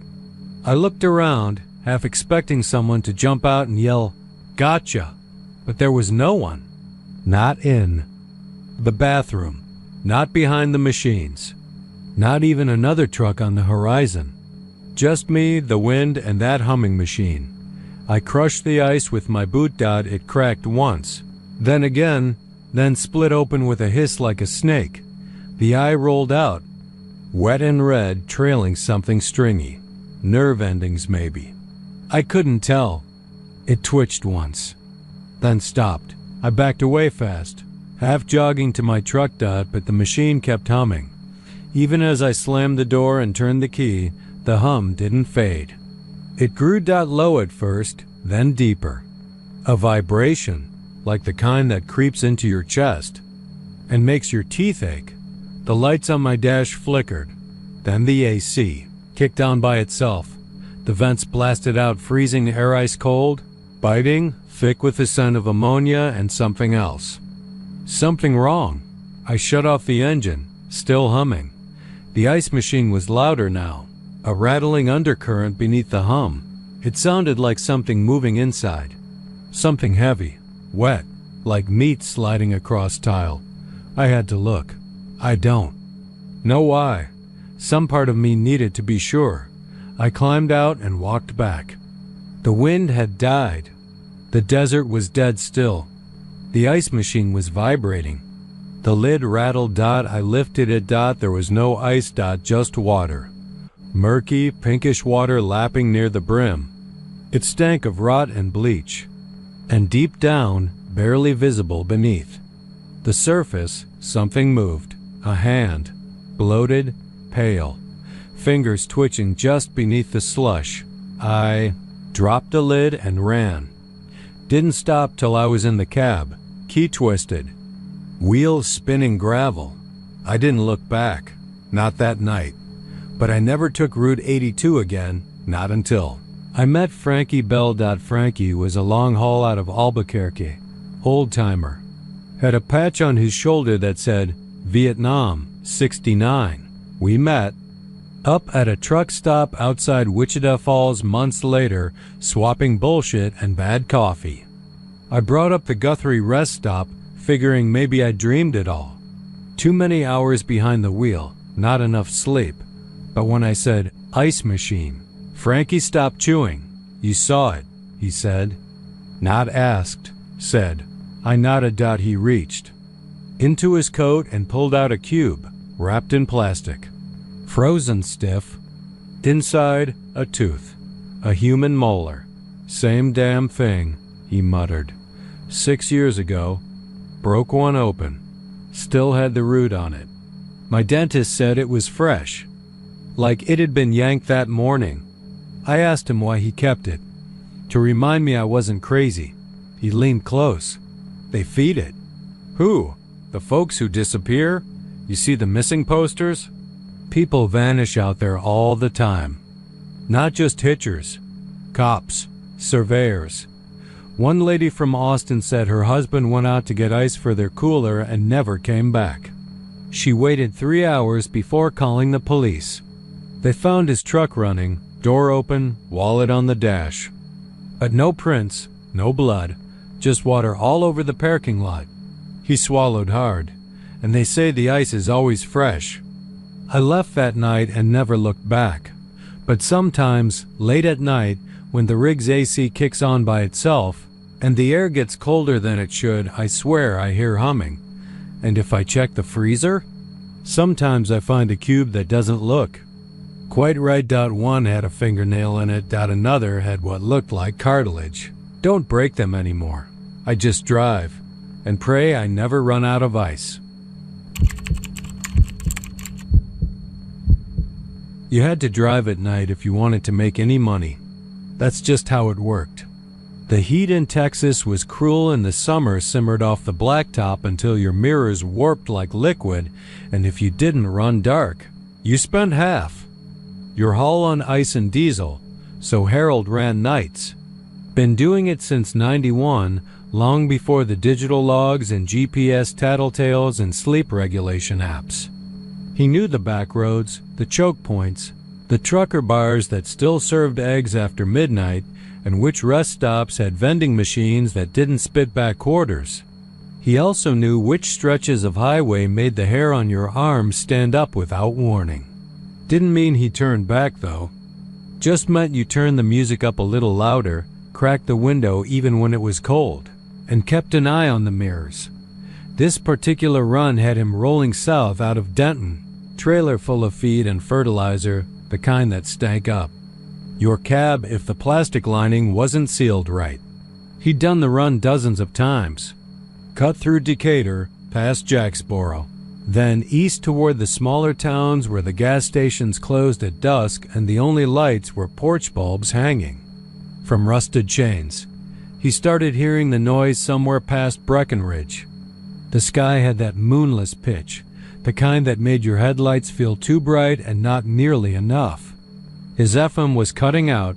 Nothing strange, their stations faded out in this part of the state like ghosts that got tired of speaking. Switched to AM just to hear something. That's when it started. At first, just a low static. No signal, just the usual spit and crackle. He kept tuning the dial slow, precise, hunting for something human in the hiss. And then, not quite a voice, not music either. Just a long, dry sound like wind scraping against aluminum. It came in soft and low like something hiding behind the frequencies. He paused, listened, thought maybe it was his tires on the shoulder or the hum of the trailer brakes. He turned the dial just a notch more. The scream came through so sharp it felt like someone had jabbed a fork in his ear. He jerked the wheel, caught himself, righted the cab. The scream was still coming long and drawn out, not like anything you'd hear in real life. Too high, too sustained. Like whoever it belonged to had lungs that never emptied. It wasn't a cry for help. It was pain. Endless, blistering pain. He slammed the radio off. Silence. Just the growl of the engine and the blood in his ears. He figured it was a signal bounce. Maybe something weird with the towers. Maybe kids playing with a pirate radio setup. He tried to forget it, rolled on. The roads got narrower. The trees pressed in closer. But the silence, it was too complete. Not even crickets or frogs in the ditch water. No wind in the grass. Just the steady hum of tires on pavement. Then the whisper came. From the speakers. Radio still off. It said his name, Harold. Soft, slow. Right behind his left ear. He slapped the dash so hard the GPS mount fell off. Harold. He turned the dial again, this time in a panic. AM band wide open, hoping to drown it out. But it didn't go away. Instead, it answered. Between 1320 and 1360 on the dial, the scream returned, layered now. Dozens of voices, maybe hundreds, all rising and falling in perfect chaos. And beneath them, steady, rhythmic, came the whispering of his name. Not just his name, but facts, secrets. The time you pushed that dog into the canal when you were 9.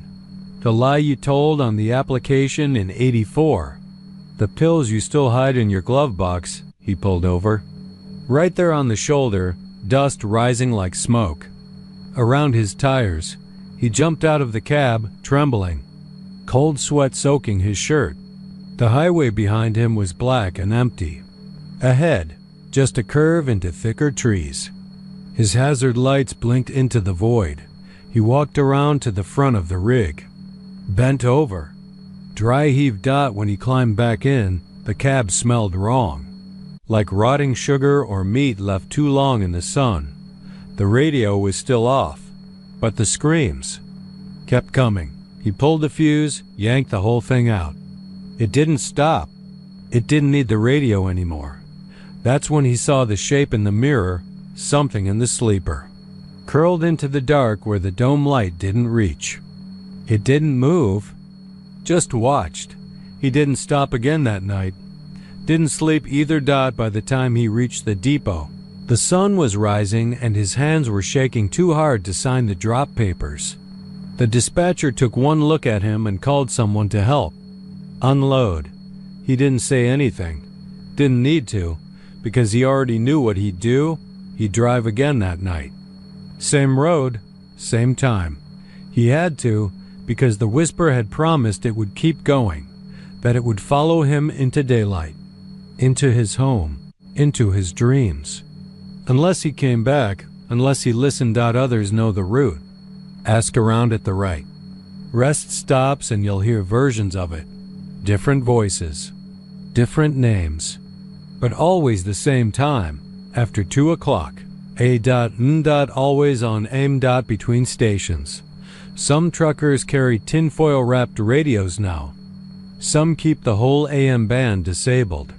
Others leave offering cigarettes, silver coins, little wooden crosses at certain markers on the side of the road, where they swear the scream started, but it doesn't matter. It always comes back, because it knows the name of everyone who hears it, and once you do, it never stops. Not until you scream back.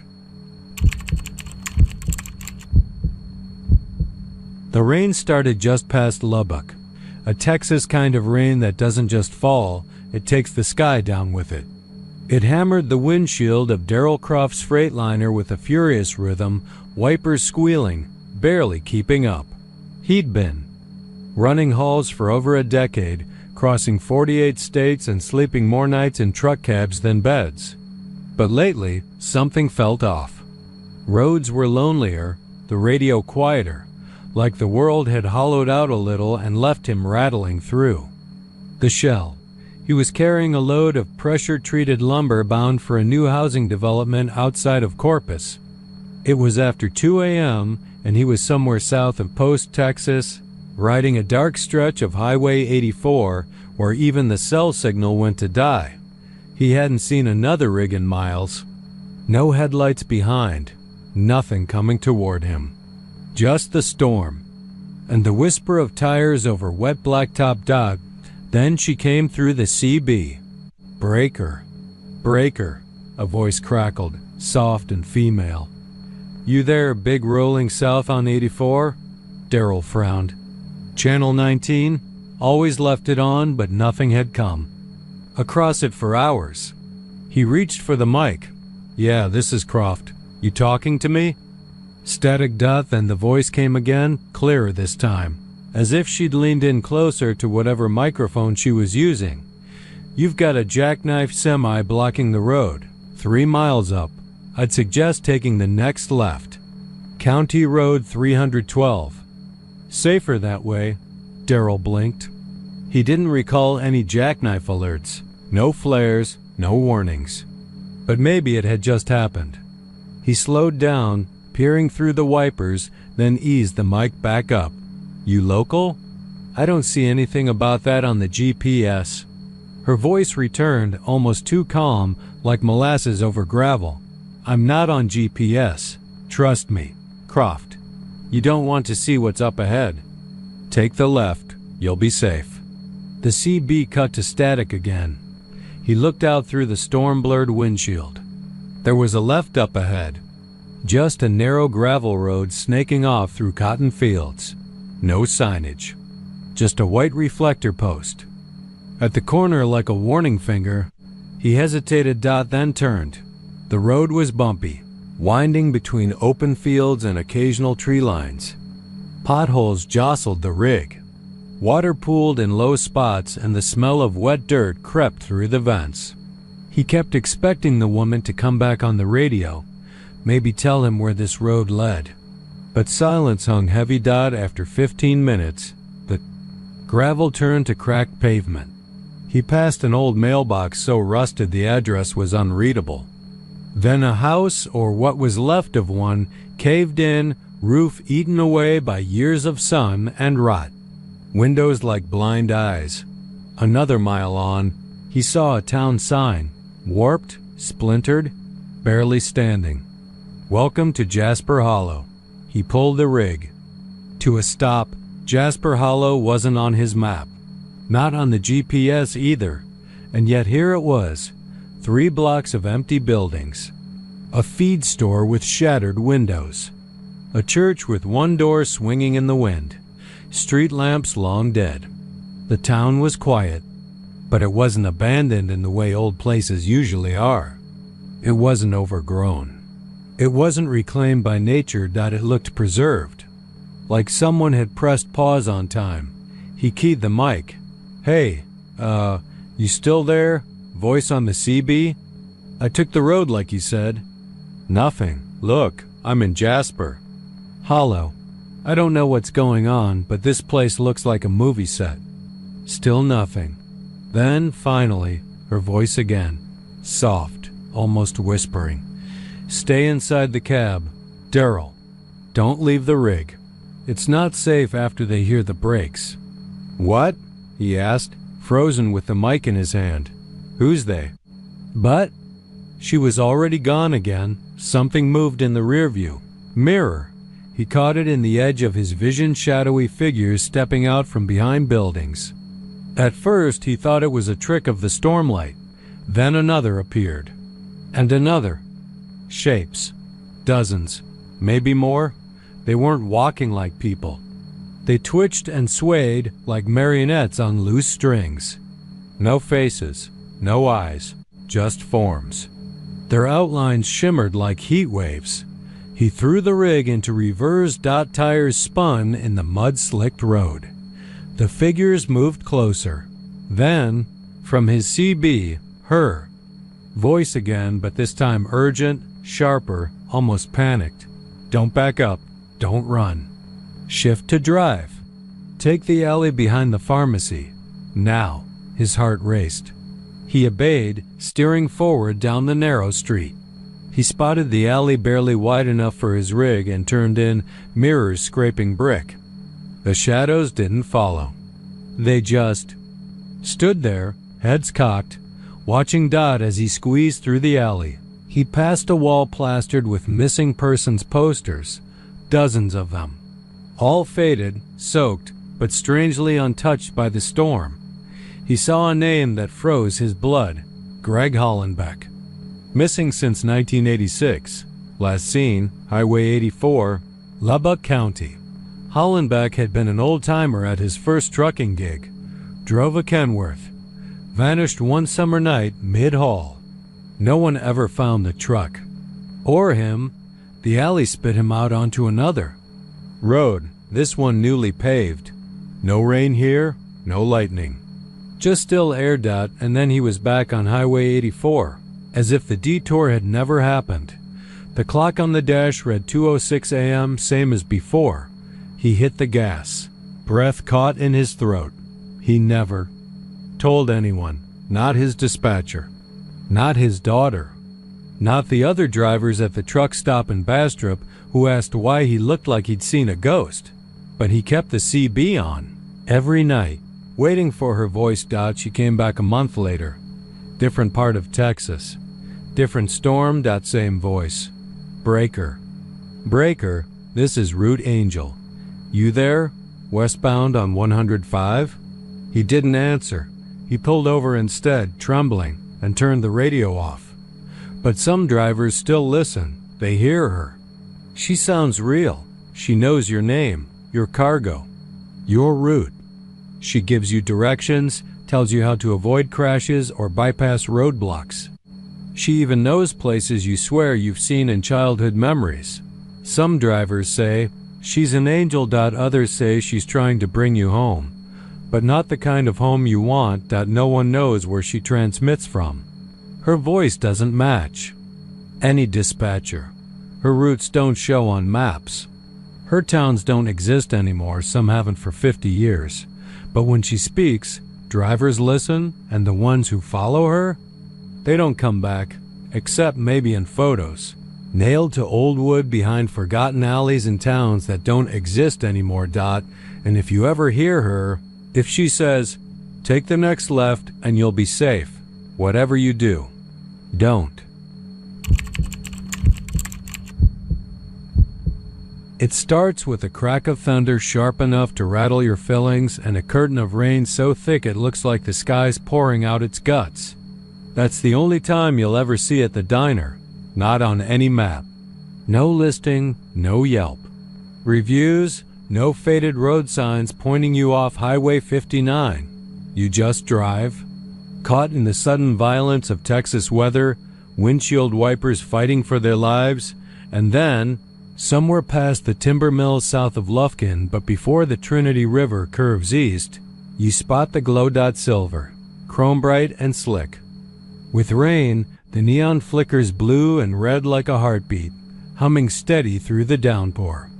A sign, maybe once flashing eats, now just buzzing blankly. The letters worn to wire bones. Nobody plans to stop there, but you will. Everyone does? Harlan Poe was on his third night run, hauling a deadweight load of dry paper goods to a Walmart distribution center in Houston. He'd been riding the line between alert and dead-eyed fatigue when the storm hit like a brick wall. The highway blurred. The shoulder disappeared. He should have pulled over, should have let the wind rage and the rain burn itself out. But that glow in the trees, that impossible shimmer of polished steel and old-time jukebox light cut through the murk like salvation. He didn't remember turning the wheel. Not really. 1 minute he was gripping it like a lifeline, the next he was easing onto gravel so slick it hissed under his tires. The diner loomed before him, soft and unreal, like something pulled from the dream of a man who missed the 50s too much.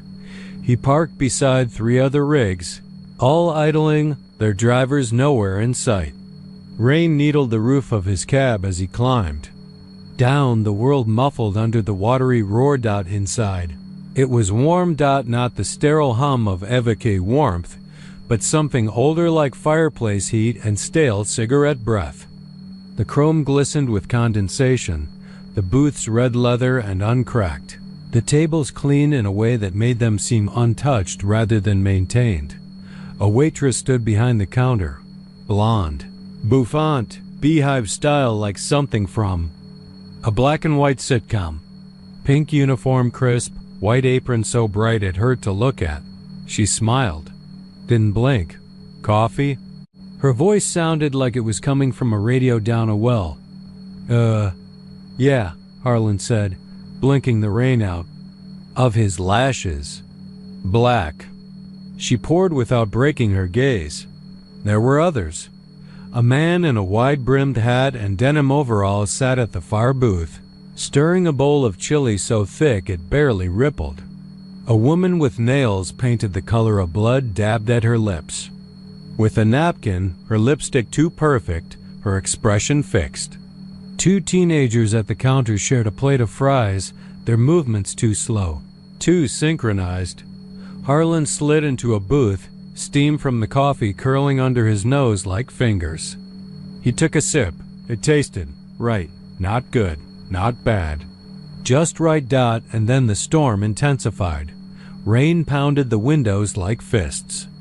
Lightning flashed, and for half a second, he saw something in the glass. A reflection, his own, sure.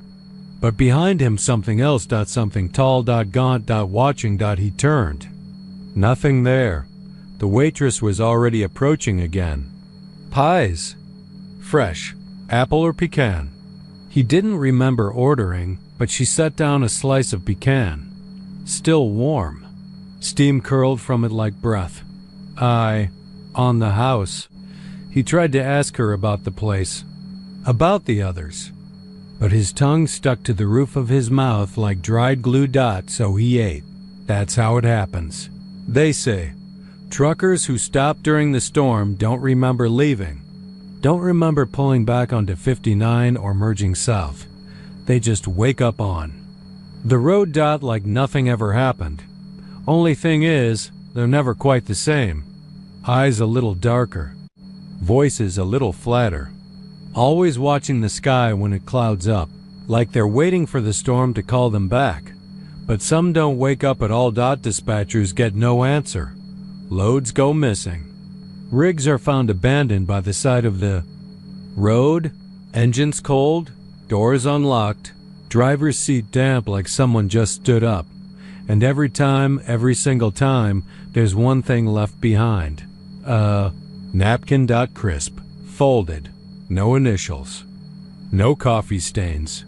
Just a message scrawled in looping red ink. The food's hot, the people don't blink. They say the diner's older than the highway, that it used to sit on the edge of some nowhere town swallowed up by a reservoir that never filled. That the people inside aren't people anymore if they ever were. Some think it's a trap, like those deep-sea fish with the glowing lures.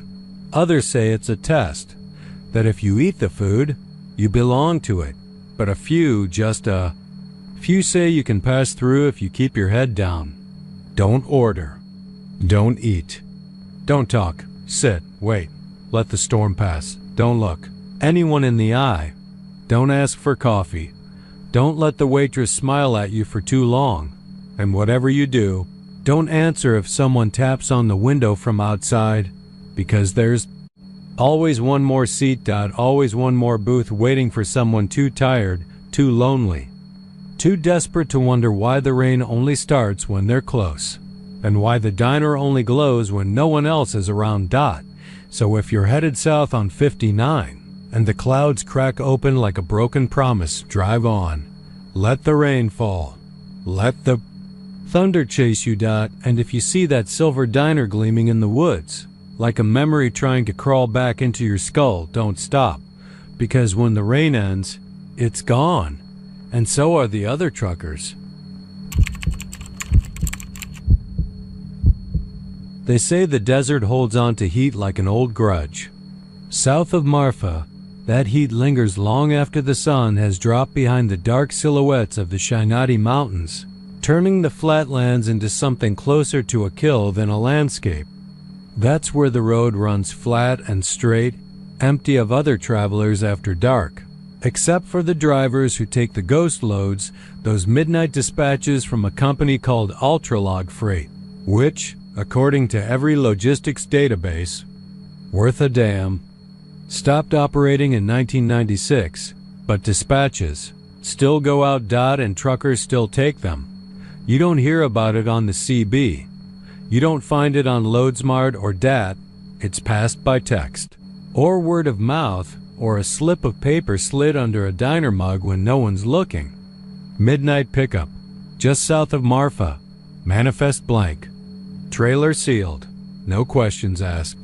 $8,000 to $10,000 for a short haul to the Texas border, sometimes no farther than Alpine. The pay gets wired direct, clean, fast, no follow-up. That is if you don't look inside. Gabe Rayburn heard about it in Pecos. He'd blown ahead, gasket on a backhaul from Phoenix, and was 1,000 short on the mechanic. He wasn't the superstitious type. Didn't drink, didn't smoke, didn't much like people, but he was good behind the wheel and careful with hours. So when the skinny man with oil under his nails told him about Ultralog, Gabe just nodded. You'll see the trailer off Ranch Road 169, the man said, pushing a folded slip of paper across the counter. Just hook and go. Don't try to open it. Don't even knock. It sounded like bullshit, but desperation dulls your instincts. Gabe figured it was hot freight or maybe something off the books. He didn't want to know. Didn't plan on asking. And the pay was too good to ignore. The turnoff was barely marked. Just a patch of gravel where the pavement ended and the earth turned to hard-packed dust. There was a trailer there, already dropped silver with no markings, the kind you see in army convoys. His headlights caught the reflective tape along the sides. The doors were sealed with wire locks. Blank white manifest in a plastic sleeve. No ID, no weight, no destination. He looked around. Nothing but scrubland and distant oil derricks wheezing in the dark. No one waiting. No guards. Just a dead radio signal and a sky full of stars that didn't seem to blink. He backed up, hitched, checked the brakes. The moment he stepped up onto the catwalk, he heard it. A single, heavy thump dot like something shifting inside. He froze. Listened. Nothing. He tapped the side with a gloved knuckle. Solid. Then he heard it again. 2 thumps this time. Not random, rhythmic, like something breathing heavy and angry in the dark. He told himself it was load shift, a busted pallet. Maybe livestock. Maybe equipment. But the pounding kept going, soft at first, then louder. And then it stopped. He didn't check the manifest again. Didn't knock. Just climbed back into his cab and started down the road toward Alpine. 30 minutes later, the pounding started again. Not from the trailer now. From inside the cab. Behind his seat. He jerked the wheel and nearly ran off the road. Swung around. Empty sleeper.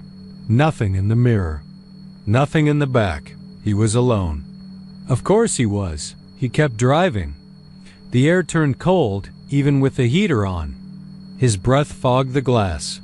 The pounding grew softer, slower, like a heartbeat. He tried the radio. Static. Switched channels. More static.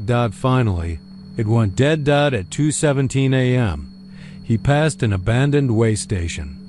He hadn't seen it on the map, and the sign out front was sun-bleached to nothing. The whole building leaned left, like it had been caught mid-fall and frozen that way. Something about the place made his skin crawl. As he passed, he looked in the side mirror. The trailer doors were swinging. Open. He slammed the brakes and swerved onto the shoulder. Dust kicked up, choking the beams of his headlights. He jumped out with a flashlight, boots crunching on gravel, heart in his throat. The trailer doors were closed. Still sealed. He stared for a full minute, light shaking in his hand. Then something whispered. From inside the trailer. His name. Just once. Gabe ducked away, climbed into the cab, slammed the door, locked it. He drove the rest of the road without stopping, eyes locked on the road, knuckles white on the wheel. When he reached the drop point outside Alpine, it was a fenced lot with a single security light and a rusted gate. No guard, no clipboard. Just a yellow spray-painted sign that read, "Drop here." He backed the trailer in, unhitched, and drove. 2 days later, the money showed up in his account. No sender. No notes. He tried not to think about it. Tried to chalk it up to nerves. But the dreams started that week. Dreams of pounding, of heavy footsteps outside the cab, of desert roads that led nowhere, of voices whispering from the trailer, of faces pressed against the glass in the dead of night. He tried to talk to other drivers discreetly, asked if anyone else had taken a ghost run. Most just looked away. A few said yes. One guy out of Lubbock stared for a long time before answering. "Ever look inside?" Gabe shook his head. "Good, don't." That guy was found 3 weeks later, parked outside a rest stop in Sonora, engine running, doors locked from the inside, dead. No wounds. No signs of struggle. Just blood pooling from his nose, ears, and eyes. Face twisted like he'd seen something that bent his brain inside out. The trailer he'd been hauling? Gone. No record. No trace. They buried him closed casket. Gabe didn't go. But sometimes, late at night on a desert run, with the road ahead empty and the stars wrong in the sky, Gabe sees a trailer on the side of the road. Unmarked. Waiting. He never stops. He never looks. But once, just once, he swears he saw the door swing open, and something inside stepped out. Something tall. Something pale. Something wearing a trucker's jacket soaked in blood, and when it turned to look at him, it smiled, like it knew his name, like it was waiting.